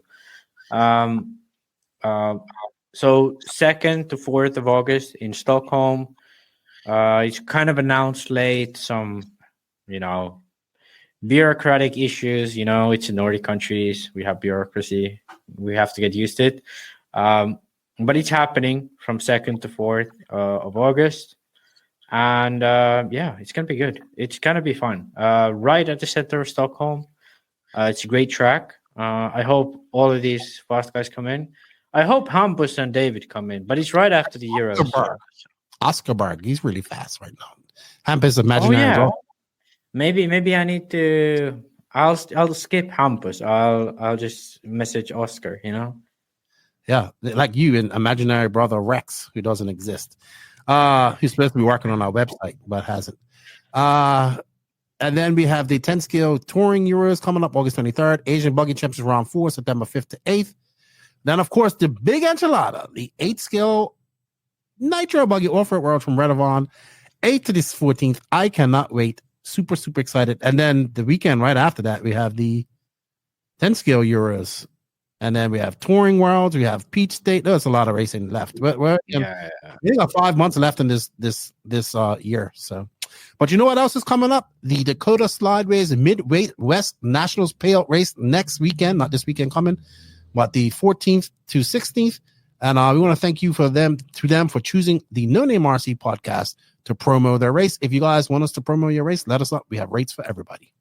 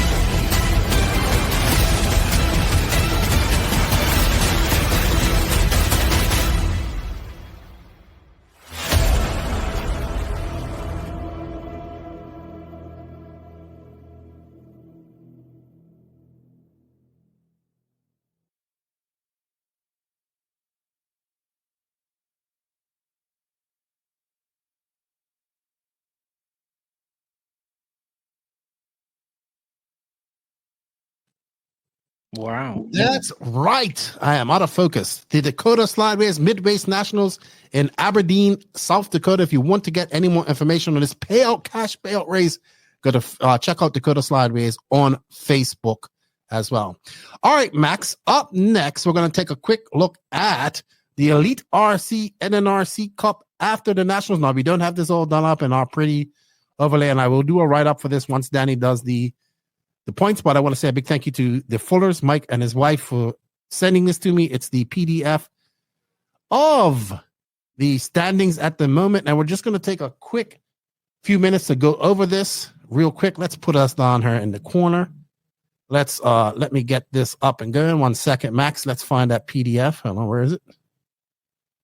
And yeah, right now, without any drops currently, let's zoom in on this. We have Dakota Fend still in the lead, showing that consistency is key. His lowest score came at both Silver State and DNC with a 21, and if I'm not mistaken, that's third, right? So the lowest he's been at these races has been a third out of all these races. PNB, I think he got second, so he got 23. SIC, he was second. Nats, he was second, so he got 23. Now Mayfield, who's now in second.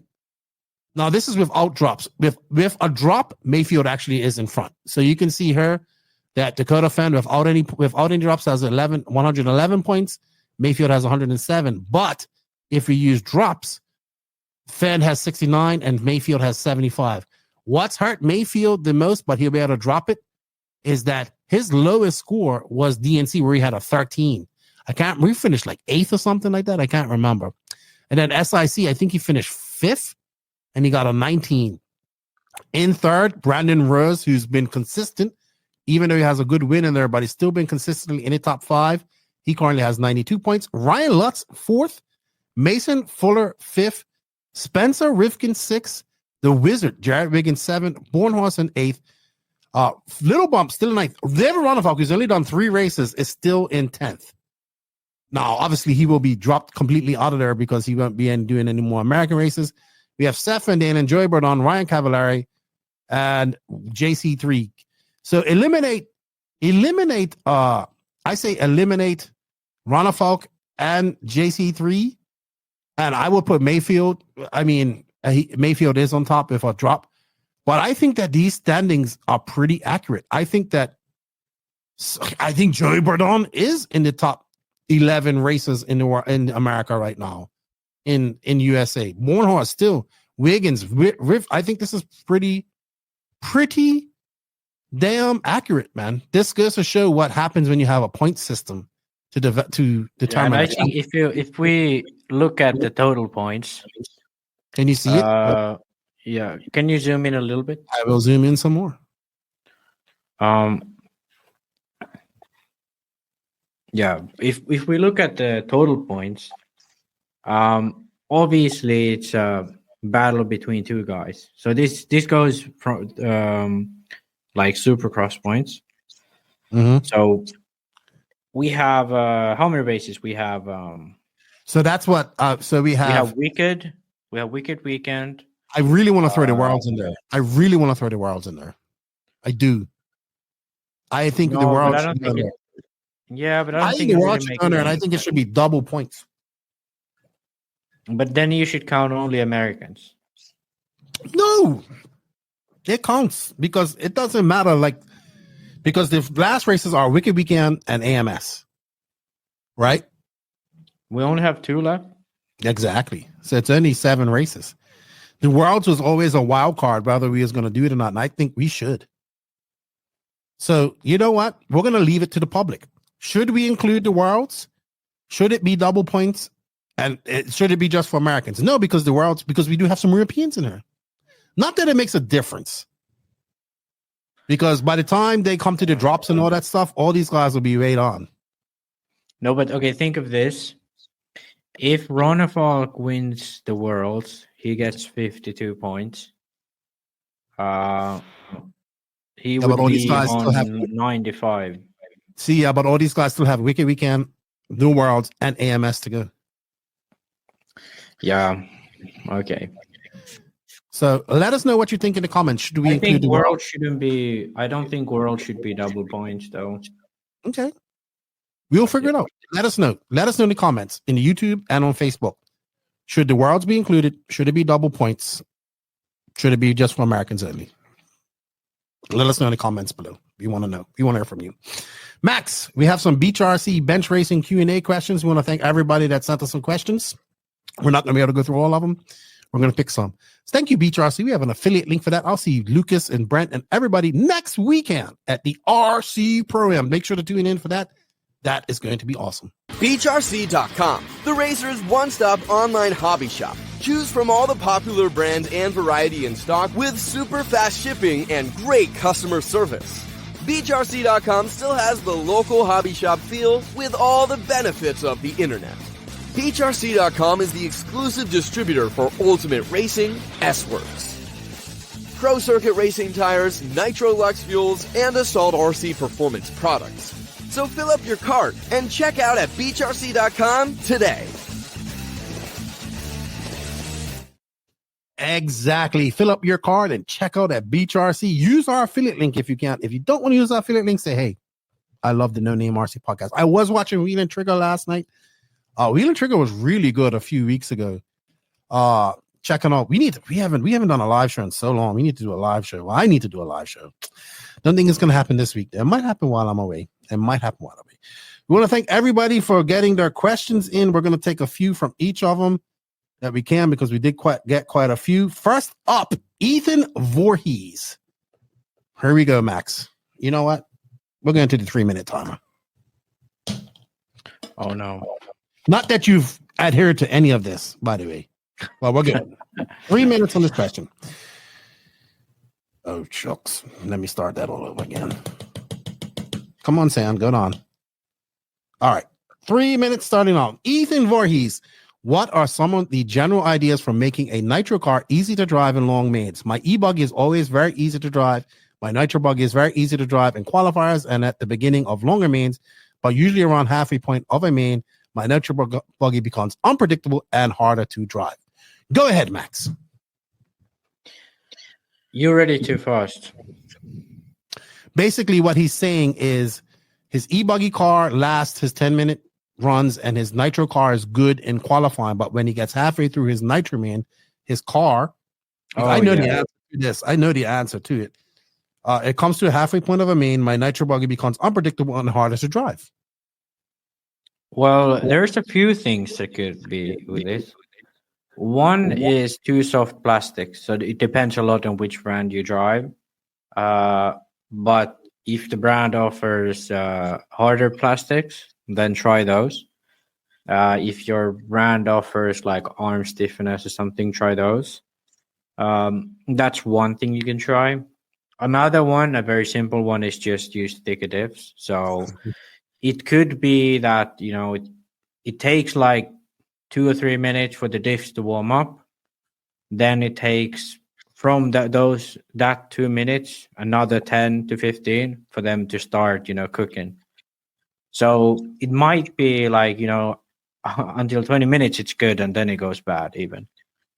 Shock oil can be the same, but mostly with shock oil, it's that the pressure starts to build up, not so much the oil, at least in my opinion. But yeah, those things. And then if none of those things help, kind of the last course of action would be to make sure that all of the stuff in the car is kind of loose enough, because there is a point like when you don't clean your car, at some point it just gets so dusty that it starts getting stuck. But I don't really see that being like that probable, because most cars do get stuck before that if there isn't, you know, like enough play. So yeah, diffs probably the first thing to try. Then shock oil. Yeah, you got to set your car up for that long main, not for that quick fire main, and especially in the summertime and it's hot outside and it's like 95 degrees. That diff oil is gonna cook like that, and it's gonna, you know, your car's gonna get squirrely. Set your car up for the long run. It may be a little bit difficult to drive in the beginning, but eventually will come in, and warm your car up properly. That's why you see guys out there revving their cars up, not just to get the engine up to heat, but to get the diffs and everything up to heat. I would agree with you on that one. Yeah. Diffs can be also like warmed up on the pit. So for example, before you go into the warm up, you just like spin the diff. Obviously, you don't want to spin it too hard for it to like actually cook it. But yeah, that's one thing. Good. We kept it at 3 minutes. Up next from Joe Zaire Jr. of Ran on a Talent podcast, good friend of mine. When the RC market fully corrects itself and being a pro racer becomes a thing of the past, what will big races look like attendance-wise, like the Worlds, DNC, Raw Nets, etc.? I don't think we're gonna come to a point where we see no pro drivers. I think we're gonna come to a point where we see very few pro drivers. I actually disagree. I think the amount of pro drivers is gonna increase, or let's say amount of pros in RC are gonna increase, but the amount of pro drivers is gonna decrease.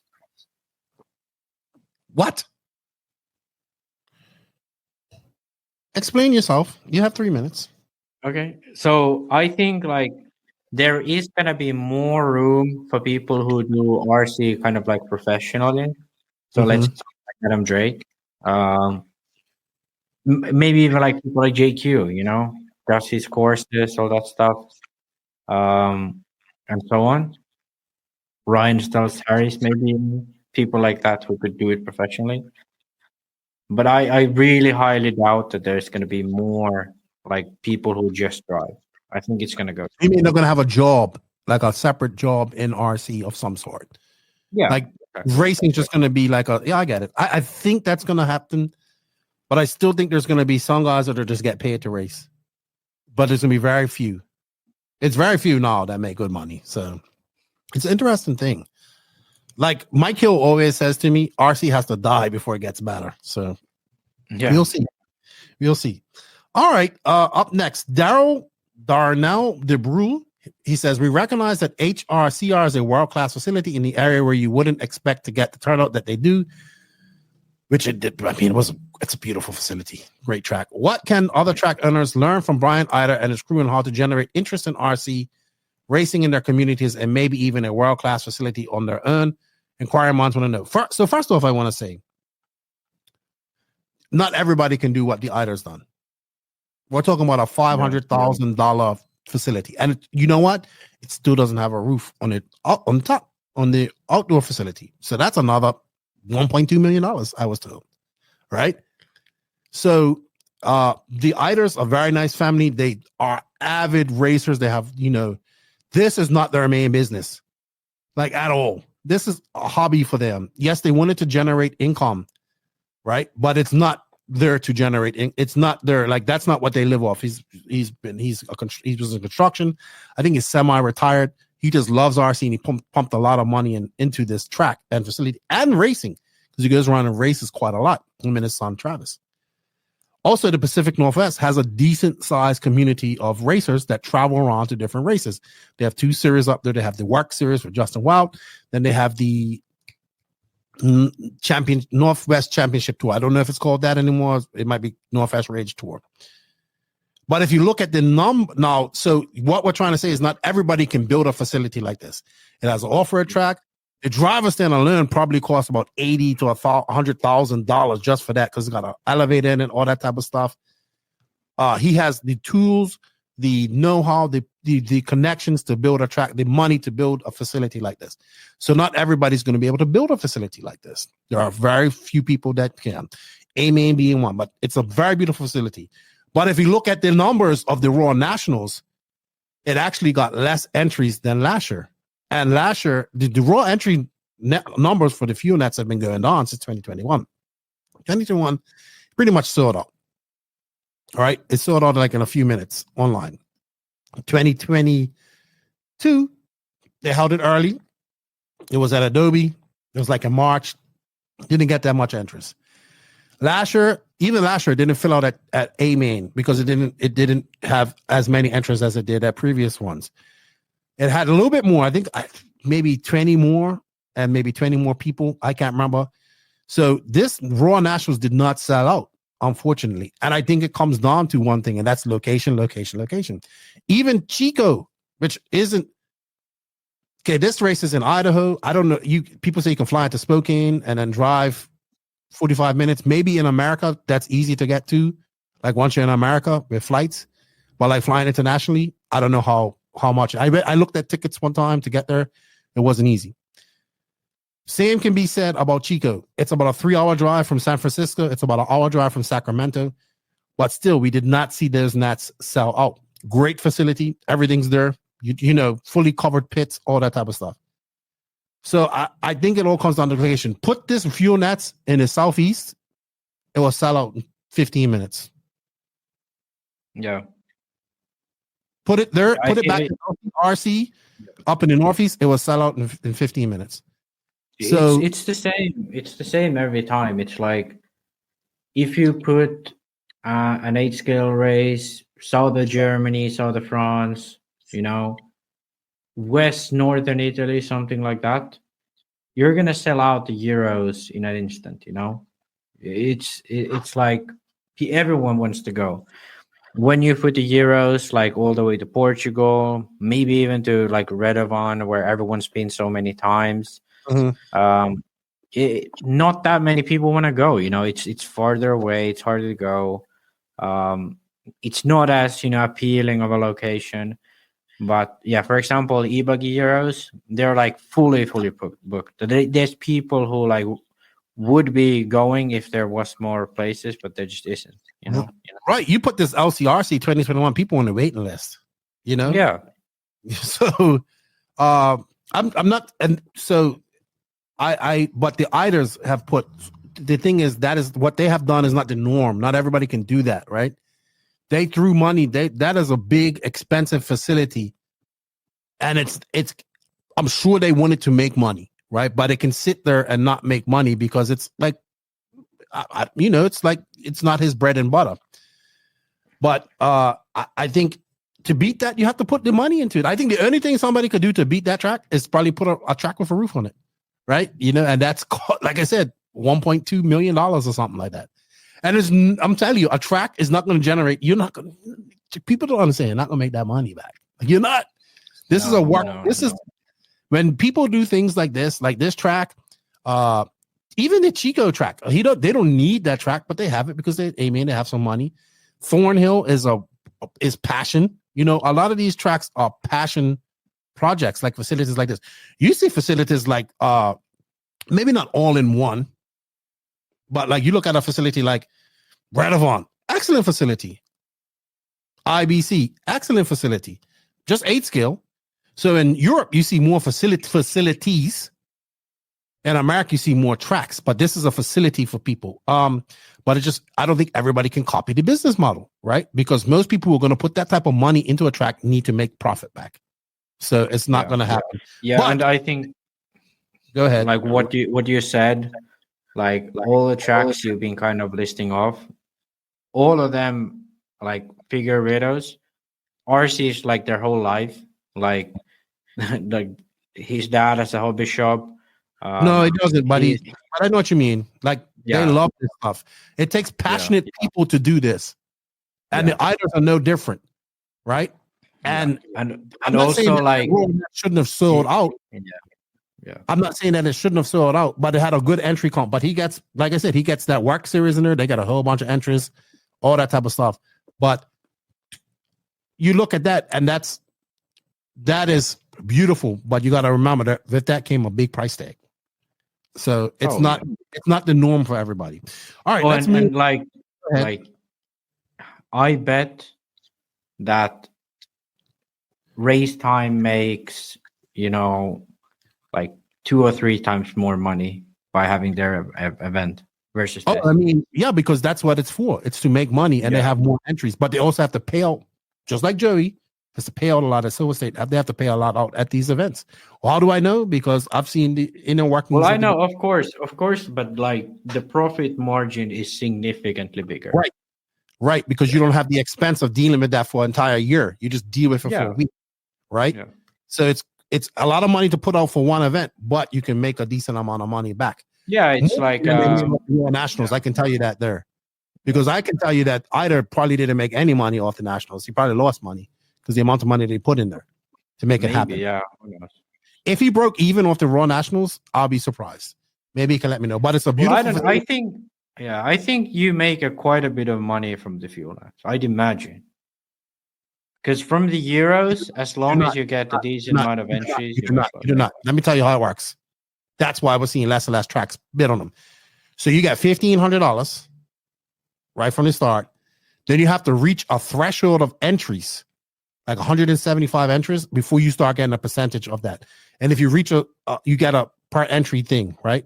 I don't know the full specifics. I did read it, but I can't remember. So you, as a track owner, where you make your money is selling pit space. People were upset because you're selling pit space for $200, but they're inside. Selling pit space, sponsors, shirts. Yes, you make a little, but you make very little money from Raw. Not enough. That's the issue, because I think for EFRA events, the organizer gets the majority. They get like, well, I don't know if it's like 90%, but like close to 90% of entry. So that's for sure like an issue in America. How much is a Euros entry? What is it? 150? Okay, so a Nats entry is $100. Yeah. And so $200 they paid because they run Truggy and thing. But I know he wants to get the Worlds at HRCR, and I can't see why it can't be there. It's a great facility, but it's going to come down to that one thing I said. That's location. I mean, for the Worlds, the only thing that matters is there a good airport close by, really. Some will say Spokane. All right, let's move on. Kurt Robinson, by the way, this is no disrespect to the idols because that facility is beautiful. HRCR is beautiful. I know them. They travel a lot, they race a lot, and they should get the Worlds. And it was a great nationals. Kurt Robinson, with the rear camber link on the rear hub, how does this affect the handling with the link space forward or backward of center on the hub? I'm assuming he means like when you look the car from like the top, you see the angle.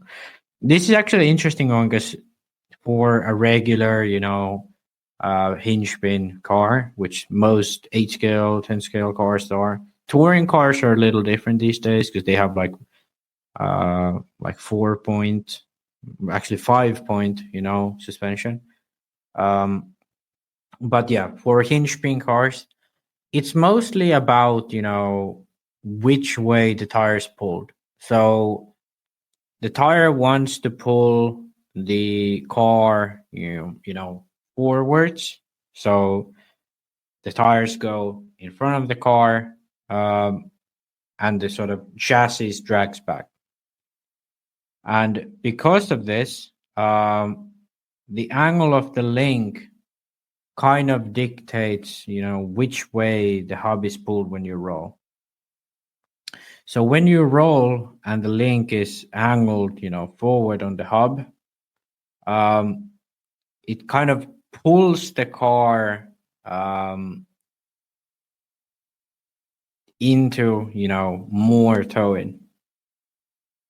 And when it's the opposite, that's obviously the opposite. So it pulls the car to less towing or pushes, whichever way you look at it. So that's the thing. So usually you should have the link angled forwards from the hub. So the hub would be in front of the tower for the link angle. Because this way, when you roll, you have that jacking effect, it will actually, increase the towing. It doesn't actually increase the towing if you don't have any slop and so on, but the forces kind of naturally increase the towing. And this way you have more control of the car. So that's my like analysis of it. But generally, it's not like a big deal or anything. Very good, Max. Very good answer. All right. Dan Nintendo says, what about the Georgia State Championship? I don't know much about it. I saw that Gene and Patrick was involved in it. It was a fun event. Upfield hard. Good. Glad you guys had a good event. Corey Jordan, is Mayako... This is a good question because I brought this to JQ and he doesn't want to answer it. Well, he always says, now is Mayako being forgotten about? Because if not, it's not having a presence at major races, especially in the U.S., as good as the buggy has proven to be. I would say so, yes, because I've been to a lot of these events in the USA, and there isn't, like, last year when I went, there was always a Mayako presence, right? Obviously a little different. Last year they had Tebow, and they had people going to these races. They still have people going to these races. But I've had this discussion with JQ, and you need to be relevant. Like, you need to be seen at these races. If you aren't, you're just falling behind. And while I know Mayako is out there, I don't even know what's going on Mayako, but I do that for a reason, because I don't want to know. Not saying I don't want to know. I just don't want to be. When somebody asks me, which they don't much anymore, which is great, I don't have much to say. But I do agree. They need a presence in America. They need somebody to go pretty much do what JQ Racing was doing, was go there, set up tents, a thankless job, set up pits, do all that type of stuff, and then help people. And right now, they don't have people that can go do that at every race. Nor do they have a top driver in America. Yeah, I think it's a few things. One is, I think the whole attitude within Mayako and the whole platform, like how it's made, it kind of it doesn't support people going into these events, because the whole thing is like make RC fun, test your cars and share information and do this. You have your service centers locally, and you have your local group of people and so on. But these big events is kind of like the opposite, because it's not about the racing that much. It's about, hanging out with your friends and that. And it's kind of like the opposite of why people join Mayako. Joining Mayako is more so of like having a hobby with a community. And these races, you can't really do that well, because it's so, like, for example, Silver State, you're driving twice a day. It's Yeah, I not get all really of that. appealing to that. I get all of that. But if you're going to be a race team, you got to have a race presence. And Yeah, JQ, I think what they need first. When JQ comes to me and says, "Oh, I need a top driver in America," yes, you do, but you need a team manager that works full time to develop the team and do that. And that is somebody that's going to be required to be paid. One, who can put up with a lot of bullshit, who's going to be on back and call of everybody, who's going to go to these races, set up 3-4 tents by himself or if somebody else, set up pit tables, all that type of stuff, have that there for people, take it all down by himself or with just 1 or 2 people, and do it all over again the next big race. And not only that, deal with customer service, deal with people who think they should be winning, deal with all that type of stuff. When you're a team manager, not only are you're making sure everybody's good, but you're also a psychologist, a psychiatrist. You're all these things all in one, right? You're dealing with so many different personalities, so many different attitudes, so many different egos from everybody, that it's a very hard job to do. And it requires a full-time payment. And none of this, and you need to have a card. Like, you need to be like, all right, we're going to go buy, I don't know, buckets to keep the tide up, it requires all of that stuff. Like, and when you have that, I think that's when the rest will follow. I told JQ over and over again when we have this, I said, you need a team manager, especially in America. Maybe not in Europe so much. Europe's a little different, but in America, if you ain't got that presence at the races, you just fall behind. And let's see what type of presence Mayako has at Wicked Weekend. Yeah, I do kind of disagree, because I think the whole last year, but you don't understand let me tell you something. And we're gonna flip this over again, because I was trying to keep this to 2 hours, but we're going over. You don't go to American races anymore. You don't know how it is. I do. I've been to European races. It's different, right? Europeans are used to having. Listen. My mic, let me talk. They're watching some podcasts, and that's how you have to handle people. My mic turn, let me talk. You go to Europe, I go to IBC, there ain't techno pits and all that stuff. It's like everybody's, Europe, you got covered pits, people sit off. They don't worry about that stuff too much. I'm sure there's some places where you go where you have tents and all that set up too, which is great. I love that. But when you go to these big races, it's image, man. People want to be in that, like, people from Mayako, people from SRX want to be over in that SRX camp. Not just for image, but because they feel they're going to get some sort of support out of there, right? Which they do. That's showing why the SRX team is doing good on the pro side. Shows why Techno is doing good pro right on down to sportsman. It makes a difference. We're going to have a couple Mayako drivers. I know Alex Lin, really good Mayako driver. He'll probably be all right, because he's kind of used to doing things on his own, because he lives down in Paraguay and is the only Mayako driver, and is usually the only Mayako driver going to these races. But last year, we had about 3 Mayako tents. If we have one this year, we will, because Blake will be there.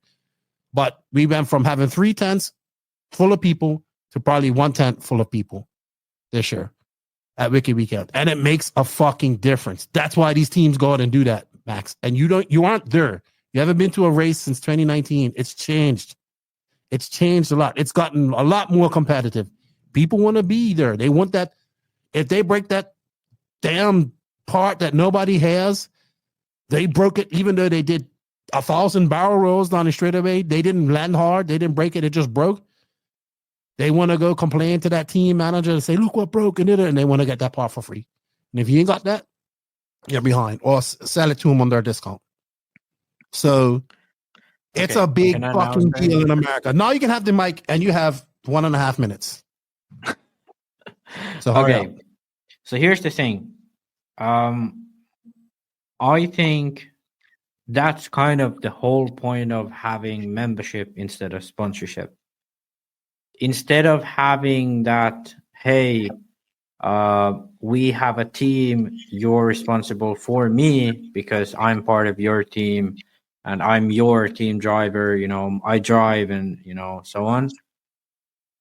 That whole attitude is what comes with all those things you said.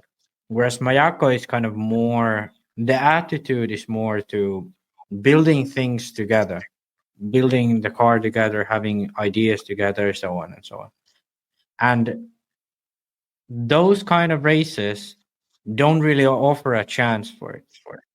So the whole model is more based on having a small community of Mayako drivers at every club, So every club has that group of Mayako drivers. They drive Mayako, they, hang out, they go to these local races and so on, where they get more track time, where they know the tracks and so on, instead of going to these 7 or so big races each year.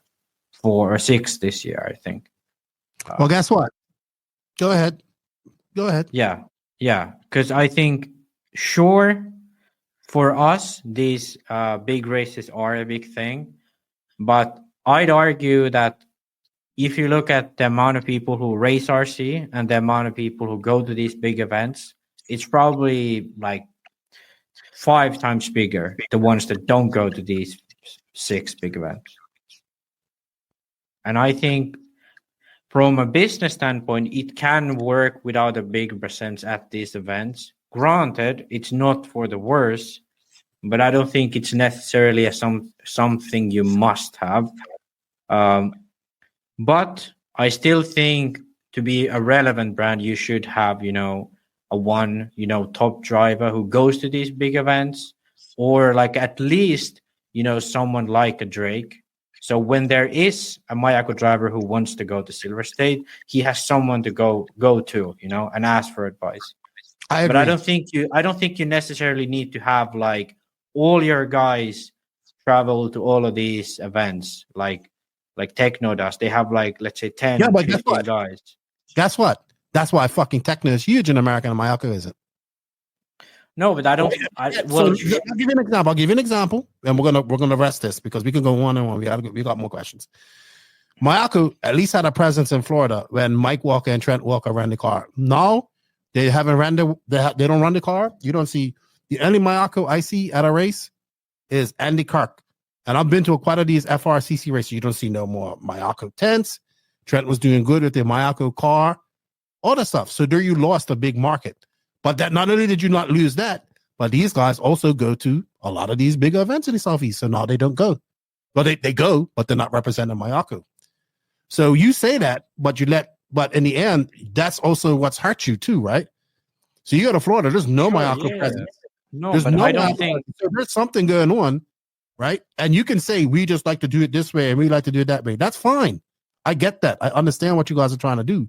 But from the outside looking in, it looks like you guys are failing. And I have countless people ask me, is Mayako still around? What are they doing? I don't know. Don't ask me. They seem to be doing well. They're pretty still good. I do glimpse at the Discord. And look, this is no disrespect to all the Mayako guys and stuff out there. I'm sure there are people that agree with me, right? And there's people out there that are trying to do things like Tony Scarcella, Blake Baker, that got Raymond, what's another guy, Alex. All these guys are trying to do stuff, right? And I get a lot of people don't know what's going on in Mayako because it's all done in the Discord. It's not done like a lot of things. And I get that. But if you want to sell cars and you want to get people running your cars, you better start getting people to these fucking races because that's what all these other teams are doing. And that's why their cars are selling. I kind not of only disagree. because they have fast guys doing well, but because they have that support. You disagree because you are European and you do a European thing. I'm telling you, no. It's not about the European. I'm telling you how it goes. There's no ifs, ands, or buts. This is how it works. Well, then explain to me why there isn't fucking as many Mayakos being sold, and then you'll say, well, that's not our market. So what you're trying to say is that you're going to turn down money? No, what I'm saying is a lot of people running the car. That's bullshit. No, listen, Keenan. Okay. So you're kind of putting Let's two go, things because we don't have together. much time. Let's go. I want to get off this. We have a lot more questions to go. So, all right. You're kind of connecting presence as intent and so on to sales. It makes a fucking difference. It makes, but it's not the same. So if you might have tens. We had the fucking hugest pits with JQ Racing at every one of these events. Guess what? We have no pro drivers. Why did we have that? Why did we have that at JQ Racing? Why? I'll tell you why. Because you had assholes like me. You had people like me and Mike Hill driving around, setting up. You know, because you fucking did it with him. I know. Right? You have people like me going around driving up, selfless people who I didn't race. Mike Hill helped out a lot of people. Never got any really compensated for what he done. Right? From a lot of different parties for what he done. And he didn't ask for much, but he took his own time. He asked for like fuel money, and he told no ones. Fuel money to drive the van to a track, to set up, to work. And I said, you should just go to the race on your own. Like, just go in your car. Right? So there's a lot of, the problem is you keep, it comes down to having that person, man. Let me ask you one question. I disagree with you. Let me ask you one question. We've done 6 minutes on this already, more than 6 minutes. Let me ask you one question. You say we did all that with JQ Racing. Did it work out? Yes, because we had a lot more people driving JQ Racing cars than we do Mayaka right now. I highly doubt that. Max, go look at PNB 2019 that year you went. We have more people at PNB probably than Mayako has in all of America right now. No, Keenan. We have 40 plus people. 40 plus people in this pit, all driving. Any person not driving a JQ in that pit was JB. Sure, but Keenan, the point is now that then all the people were at that race. Now the people are like everywhere. Okay, that's the point. All right. So do you have more? How many people in America run in Mayaka? Do you know offhand? Well, I don't know offhand, but I know there's over 100 in the Discord of America. No, you said 100 in the Discord. I said in America. 100 is not a big number, by the way. No, 100 in America on the Discord. All right, so there's probably 100 people in America. I have yet to see. Then hold on. We have to move on. If that's not important, if none of that's important, why the fuck does JQ make a big deal out of a team picture? Why does he want people to go to DNC? Well, not this year, but last year. Everybody come to DNC, do this. Why does Robert go to nationals and take team pictures and all that type of stuff? If that's not important, then why the fuck do you do it? Well, I didn't say it wasn't important. I'm saying that doesn't mean anything. Why don't you do it? You don't have that going in America. No, JQ would say, no, shut up and listen to me, because you're wrong. You're 100% wrong on this. You are. I get what you're saying, but I disagree with you 100%. And it's going to turn into an argument because you're never going to admit that I'm right. If that is important, if that's not important, and that doesn't build teamwork or doesn't build team, then why even do it? Why do it? Why take those pictures? You know, like you're saying, we just do this and we'll focus on this, but yet you're losing that ground too. No, okay, listen. When you go to DNC, of course you do everything. But making the conscious choice of, do we go to all of these races and do we put that effort? Because I know for a fact that DNC last year for Mayako cost easily like tens of thousands of dollars. Did they ever make the money back from it, especially with David running in the D main, spinning out? No, definitely not. It wasn't worth the money then. Okay. But it does have its place, because when you have a group of people who want to go a race, sure, then you make all the effort. And when you have the people there, then you make all the effort. But it's not a must do, in my opinion, to go to these 6 big races.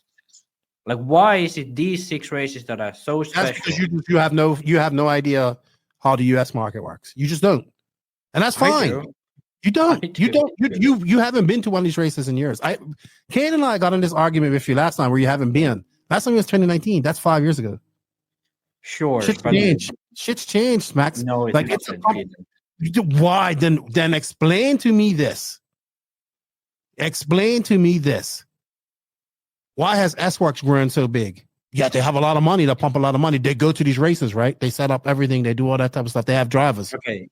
So they have a more budget, but they've grown. No, I don't want to go on any further because I think you don't need to prove you're wrong. No, because I think you're thinking from a European standard and not an American standard. And I'm from fucking Finland. Listen. I'm closer to North America than fucking south of Italy. Yeah, but you have no idea because you don't go. And I'm closer to America than you are by far. It's an hour and 45-minute flight, and I spend way more time in America than you. That would be like me trying to tell you how things are in Finland, and I've never been. I've been to America multiple times, and I've been at these races. America in 5 years, and RC's changed a lot. But I'm going to leave it at that. I think you're wrong. I think Mayako needs a presence at this race. If not, we wouldn't have somebody like Corey Jordan, who's a Mayako diehard, asking that question. Obviously, for some people, they like that. And obviously, Mayako thinks it's important unless they wouldn't have team pictures or they wouldn't make a big deal about it. They wouldn't want people dressed up in uniforms and have the whole promise, the whole purpose of Mayako and thing is we're going to have matching uniforms and we're going to have tents and we're going to be a presence at races if we can't support. Well, here you got one of the biggest races coming up, Wicked Weekend of the year. Mayako had a decent presence last year. Well, let's see what their presence will be at the end of July. I get you. It'll be one tent. There'll be a few Mayakos there. What? And then you go, well, we're focusing on club level. Well, you just lost a big club level down there in Florida, one of the biggest places to race. Okay, Keenan, now say how many Mayako drivers was there last year in Florida? 4. And how many are there now? 1. Who was the 4? He's still running. You had Mike, Trent. You had more than 4. You had more than 4. Mike and Trent got free stuff. So you had Mike, Trent, Jake, Andy. Was he running? Then you had the Rockstar guys. You had Wofford, you had Roberto, you had Dirk Crew guys. You had more than 4. You had about 6 to 7, maybe 8 people running Mayako. And there really is one guy now. Only one, maybe 2, maybe 2. Okay, maybe 2. Okay, Keenan. Let's math this out. No, that's not. No. I don't want to go. You're gonna math out and say that's not a lot. Then when it comes down, I get all of that shit. When it comes down to but you have 1, if that. No, you went from maybe having 8 to 1, maybe 0. Okay. That's what you went from. That's what you went from. Is it better to give out free kits to have people, which is what Techno did in Europe, and then not? But you gave free kits to these guys, right? You gave free kits to these guys. You reward loyalty, right? But what you didn't realize was that these guys also did other things for you, which was go to these races on their own dime and all that type of stuff and set up the pits and all this. Now, there's a whole bunch of I'm not saying all of that. And all that stuff. We've gone on too long about this because you and I look at it in a different way. And whenever I get in this thing with JQ, he denies it's no problem. Well, guess what? That's why I don't want to know nothing about Mayako. Right? I wish you guys all the best. I'm super glad that you guys support the podcast and all that type of stuff. But I think from going to these races, I've watched your presence diminish. You had DNC, no Mayakos there this year. Why? Because JQ didn't want to go. He decided to go Silver State. Right? What would have been the more feasible race to go to be a part of, to support the people that are out there? DNC, but he chose not to go because he got mad at Joey last year, right? He chose not to go no more. So there's certain things you just don't get it, right? Just watch. And I guarantee you, and you know what? This is probably going to piss off some Mayako guys, but I bet you there's guys out there that 100% agree with me. 100% agree with me. Let's move on to the next question. No, because you're just gonna spew more of the same. You're gonna spew the same shit that I've heard for the last 4 years. Whenever, that's not what we're about. But yet you take team pictures. I call bullshit on that. Let's move on. We're moving on. Mitchell Pratt, what are your thoughts on the recent uptick in oil tracks around Australia, the Asia area region, and do you think it will migrate to America and Europe? So I just want to say that I think the oil came from America, Europe, because the English have been doing that for quite some time. No. Oil came from Asia, actually. Really? Yeah. 2010 roads in Pattaya. That was Right. But I think Hearts has been doing that for a long time. Too. They started a while back, but yeah. So so when we're talking oil, we're talking about I know that Philippine Masters, they use new cooking oil. Like they use brand new oil. They use old oil. So we're talking about cooking oil being mixed into this oil. I know the race that they're going to in Asia, Pine Hills Dirt, is oil as well. And I heard nothing but great things because when I heard tires last a long time, you don't need a plethora of tires to make it out there. Your car comes off pretty clean. It seemed to be good in Philippines. It's really good for places that got a lot of rain too, right? Because the rain kind of washes off. But with that said, I was talking to Tony Newland, and you know this guy MG23. I know you've probably seen him. He's sponsored like Silver State and DNC. So he's building. Anyway, it's this guy Mario, I think his name is. It's like an uber rich guy. He's building a RC facility in Pahrump, which is about an hour outside of Vegas. And like, I think you've seen this. Like he's supposed to put all these different tracks there. Yeah, I've heard about this. He's going to do oil. I heard that he's going to do oil tracks, oil 8-scale track. Yeah, that for Vegas, that makes sense because trying to put water down in Vegas is not a good idea because it's going to. I also heard that this is going to be on our roof too. So I don't know. I know he's built the track. They have the tracks built, but I am looking forward to seeing the oil thing. It is definitely a solution. It seems to last a lot longer because the oil doesn't really go anywhere, right? It kind of just mixes into the dirt. And man, Zach and the guys swear by it, and you're starting to see a lot more oil tracks pop up in Australia. But it isn't nothing new. It's been around for a while. And let's see how it works in America. And you know what? Go ahead, Max. Sorry. I think in America the issue is that track changes. Yeah, because every time you do a track change, you'd have to lay down so much oil on the track, and then you have to like bed it down really well. And I'm not sure about this, but I believe that when you dig it up, it's like really stiff to dig up. So like doing a track change would be really difficult, and you can't really water it because the oil, don't let it penetrate. I mean, it's penetrate something. If you guys want to know more about oil tracks, we've had Zach on here before. He's explained it, but they love it. But they also designed their track where they can make multiple layouts too. Yeah. So if just I think the biggest issue is that layout change because I'm pretty sure, the dirt will dry up. If you put water on it, it won't suck it because the oil, what's the word for it? Absorbs. It doesn't absorb it. It's like because it waterproofs the dirt. The dirt is supposed to it repels the dirt. Because the oil and water don't mix, so it just flows off the track. We've seen videos in UK where there's just like it's a dirt track, but there's just like a puddle of water all across the track, because it doesn't go through. All right, we have a couple of YouTube questions and IG questions. I'm going to wrap this up. What is the best two-wheel drive off-road buggy for 2024? Probably the B7 still. You know what? I was going to say that too. If I was going to buy a car right now, a 10-scale car, I'll buy a B7. Just because the amount of parts and people running them, you would be fine, I think, wherever you go, especially in America. So I would have to give it to them. I don't know the intricacies of the other cars, Schumacher, X-Ray, those type of cars. Yeah, all of those have a disadvantage. Schumacher is hard to get working on dirt. Because you don't have the. Obviously, it's better these days. Not bad, but it's more difficult. X-Ray is significantly more expensive, especially for the Americans. TLR. It's very expensive because the parts are collectibles at this point. Mugen, it's still a bit of an unknown. I don't think it has catched off that well.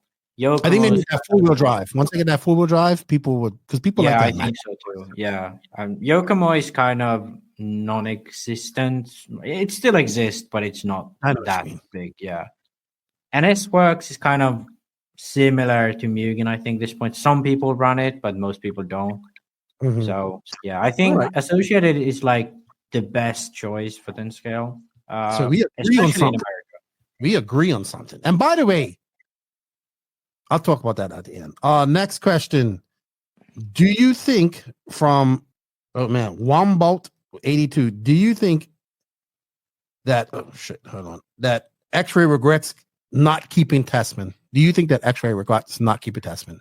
Well, if you look at strictly the results, I do think Testman would have delivered an equal results to Bronnefolk, or possibly even better. But I do think Bronnefolk gets paid less than Testman would have. So I don't think. Yep, go ahead. I agree. So I don't actually think X-Ray regrets letting Testman go, because I think he was really expensive for them. Yeah. I think it was actually a decent move for both of them. I would think that X-Ray is saving a bunch of money right now, and what they're getting, Testman is very good driver, very popular. But I think Bronnefolk right now is more popular, and he's running more classes, right? He's running 10 ONROAD, he's running 10 scale. Then they don't in America. Well, if we're talking on the American side, North American side of things, they are lacking that 8 scale guy, right? But I have a feeling that Cav's going to go there. But they are missing that on the American side. But they aren't missing it on the 10 scale side, because you just saw Tom Renderneck win the INS. You're seeing like these X-Ray guys doing well, like in stock. They have a really good stock team of like Stakovitz, what's his name? Kyle Go, and those type of guys. Then they have a decent mod team of Chase Lemieux, Renderneck. Who else I might miss? I'm probably missing out a few guys there. And then don't even talk about like when you go to the carpet championships here later on this year, you're gonna have Bruno there, Bronnefolk, Gotzel, Bayer, like so.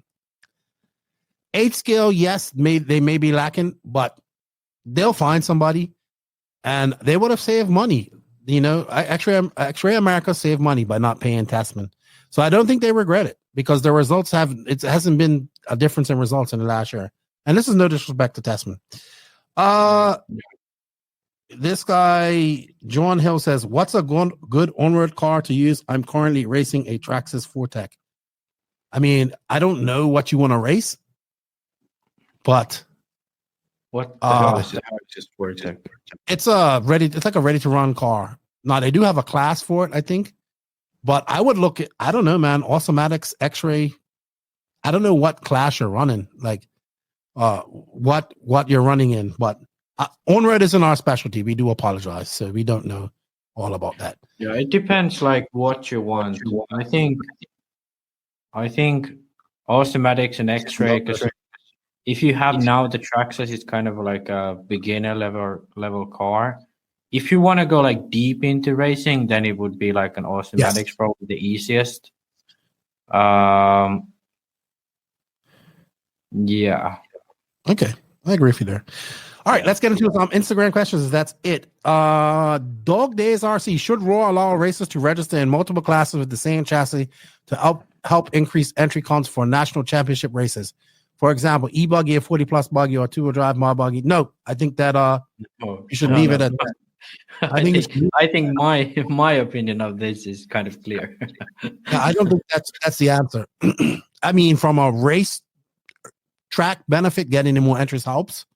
But I think you should leave it fair as fair, right? And that's it. I think that you run one class, you make a choice. You run one class, and that's it.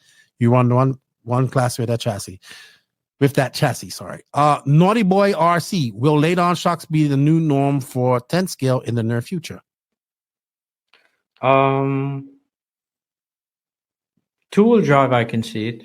Four-wheel drive, it will be more difficult because of the space in the car. You're gonna have to lay it down quite weirdly if you want to make it work. But two-wheel drive, I do definitely see that becoming more common. Yeah, two-wheel drive, I can see it. Sam Donahue. I think he's from the UK. 68. This might be the grandfather that races. Is it time for Fenn to leave? I could be wrong. Is it time for Fenn to leave TLR and try to find a car that might just work a bit better for him? No. I think it'll be really hard to maintain a level that he's at now with any other car until he has that level back. But I think the process will take him quite a while. So for now, I think his actually best choice is to stay with TLR, unless he wants to make a long-term career change. I mean, I'm sure he's thinking about it at this moment, the way. Yeah. But at the same time, you have to pay him, right? And he has to get results right away. Yeah, I think for him, the biggest. Where would he go? Yeah, that would be the most difficult. I think the best option for him would be Associated, because he's so big in 10 scale. Or then he would have to commit to some, maybe he'd go Mayako and Schumacher. Wouldn't that be something? That would be a mixture that I don't know how long that will last. All right. I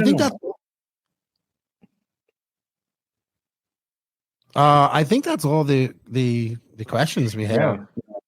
We missed a few. But you know what? Me and Max got off on a tangent on that argument about presence. So you know what? I am interested to see what the public feels. Do you agree with Max? You know what people's gonna say? You talked over Max. Well, I have to talk over you sometimes, Max. Because if not, I will get a word in. And I've been watching this No Fugazi podcast, and that dude's vicious. It's like, this is my podcast. This is my mic. Shut up. But it's our podcast. So, Yeah. But I do think, after all, like, it's just a different way of doing things, and I do actually believe both ways can. I agree with you. I understand the concept of it, but I have my doubts, and it's starting to. I have my thoughts on it. Do you agree with me on my thoughts with Mayako, or do you agree with Max? Let us know in the comments of this podcast. Yeah, whether you listen to the audio or YouTube. Max, I thought we were gonna be done by 2 hours, but that Mayako thing got us, because we're not done. Because we have one more thing to do, and that is the HOTRACE Tires hot potato topic of the week. Thank you to HOTRACE Tires. They got their new tire coming out and their new body. You know what? I'm going to ask you about that new body, because I did ask Joao and Ricardo about it. And I know you want to geek out on it for a few minutes before we do it.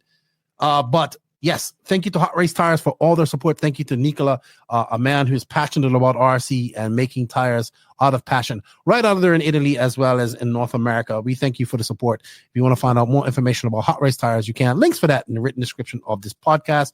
But this week, our hot potato topic is going to be on the top 25 RC, which Ryan Mayfield takes over the top spot, followed by Dakota Fenn. Ongaro drops 2.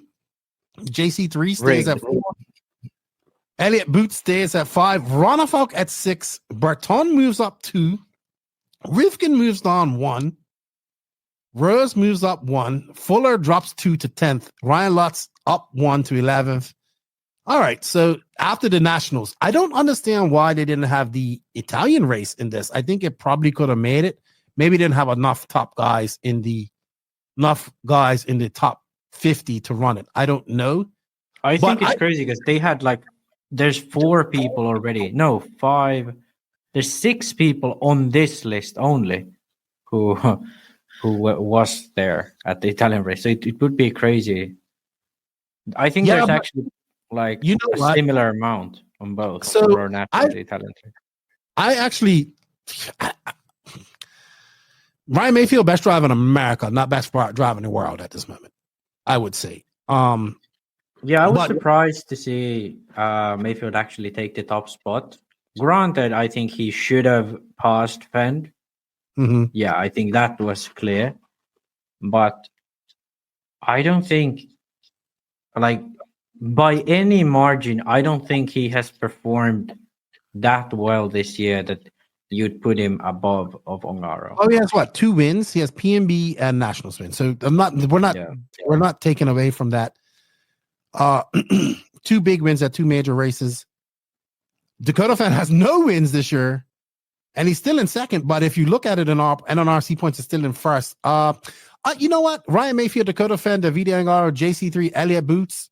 Those are my top 5 races in the world at this moment, I would say. Yeah, I think that's always what's good about this list, that it gets the top 5 or so right. You know, it's kind of like, if you look at the top 10, there really isn't anyone who I'd be like, that guy doesn't belong there. Maybe Bourdon and Runnerfolk aren't that high up, but I don't have Runnerfolk and Bourdon in my top 10. I do have them in top 10, but I would put Fuller ahead of both of them. I put Rivkin ahead of Runner. I put Rivkin 6, Mason Fuller Sack. Hold on. Let me get this right. I actually put B Rose ahead of all of them because B Rose has had nothing but top 5s and a win this year, right? So B Rose would be in 6th. I put Spencer Rivkin in 7th. I'd move him up, Mason Fuller in 8th. Then I would probably put David Runnerfolk, and then I can't argue with Ryan Lutz in this list either. So I don't have much to debate about this. I'm sure many people do, but I'm looking at some of the people that Wiggins moved up 3. They're not bad. Cole Ogden don't make a main, but moves up 3. I don't fucking understand. Did he make the main? No, he didn't. He don't make the main, but moves up 3. I don't fathom that. No. Ryan Cavallari gets 5th in the main and moves up 3. He moves 5th in the main and moves up the same amount of spots as Cole Ogden, and they're only 1 spot behind each other. So they were literally. But I think it's a lot. Like Seth dropped 8. Yeah. So it was a big. It's math, Keenan. It's. I mean, I know it's an algorithm and all that stuff, and it's a world rankings not based on points. But hey, Ryan Mayfield on top. I think most people in America would agree with that at this moment. But if it came down to just pure points, like with the NNRC Cup, if auto drop, Fenn's in front, but with a drop, Mayfield's in second. Yeah, Mayfield's on top. So I don't know, but I do have Spencer Rivkin, Brandon Rose, and Mason Fuller up higher than David Runnerfolk and Ricardo Burton. I think we can agree there, right, Max? We agree on something. Hip, hip, fucking array. Hip, hip, array. Max, I think that's all we have to. Oh, did you? All right. So you did ask about this body. Did you want to talk about it real quick, or do you want to just call it? Well, let's leave it for another podcast. I think let's leave it. Let's get Kate on here with us if he'll. We trying to get. I want to. Yeah, because I want to get his opinion on this body because he's extremely nice, and he doesn't want to say anything bad about anyone. So I want to see his reaction to this body show because I don't know. It's going to be interesting the way he uses his words to describe this. He thinks he definitely thinks a lot more than before he talks, unlike me. So, you know, I'm just like, oh, then I think about it. My mouth catches up to my brain. My brain catches up to my mouth. They're like off sync. But yeah, I think that's it. We tried to do this I was trying to do under 2.5 hours, but we still went under 3. But we haven't had our RC news catch up in quite a while. I hope you guys do enjoy this. We do have some shorter podcasts coming up with just interviews of people, which are pretty good. Max, it was fun recording with you. Thank you for your time and your notes. I'll see you some more this week when we do some commentary, hopefully. And thank you, everybody, for your questions. We greatly appreciate it. We've been a little longer, even though I'm right. And even though I'm right. But we're going to call it a day. That's it. This is episode number 189. One short from 190. 190 is already done. 190 is already done and uploaded. So you know what? You patrons and YouTube members are going to get an early treat next week. If you wish to get early access of that podcast, join us, man. There's links for that in the written description. A big thank you to all the NNRC squad around the world. We can't do this without you guys. Thank you for all the support. We greatly appreciate it. Yeah. Don't forget to hit that like, sub, notification button if you have not watched us on YouTube. If you're an audio only listener, come over, give us a view, give us a sub, a like, and a notification. If you're a YouTube only viewer, go over to the audio platform that you want. We are on pretty much all the podcast platforms. Go over there, give us a view. a review. It helps the algorithm out. Big shout out to our NNRC patrons and YouTube members. You guys get early access for the cost of a cup of coffee a month. You can support the podcast. It greatly helps us out. Big shout out to our sponsors. Without these, we can't do this. And we have links for all these sponsors in the written description of this podcast. Use them or use their links and just let them know that you heard about them on the No Name RC podcast. They are Invisible Speed, High Tech RC, Corsatec USA, Sidewinder Fuel, Mayako, Beach RC, Techno RC, Clinic RC, Stacked RC, Racecraft USA, Elite RC Productions, and Donathan RC. Big shout out to our drivers: David Runfeld, Robert Battier, Alexander Hagberg, Matty G, Pekko Ivanen, Una Hotnan, Mason Fuller. And shout out to our affiliate sponsors: RC Box Club, Call RC, Florida RC Championships, RC Body Armor, House of RC, 36 Mood. We can't forget Rob. Robert's been really busy on his socials too. Good job to him. And I liked his vlog the other day. You wouldn't understand it, Max, because you don't speak Spanish. Yeah. And SJ Racing Builds and RC Sign Up. RC Sign Up's really busy doing a lot of stuff. Bobby and I have become good friends. And yeah, I think that's it, Max. Nitrous to Glory. E-Buggy pays the bills. Lefty, the great disappointment, and Max, middleman, professor of everything, piss off of nation, and just common roach. We're out. We'll see you later. That was it. Yeah. It was a good podcast, Max. Good podcast. It was fun. Don't forget to hit that sub notification button, and we are out. See you guys later. Have a good weekend of racing, everybody, and be a good RC ambassador. Max and Lefty, we're out. Bye-bye.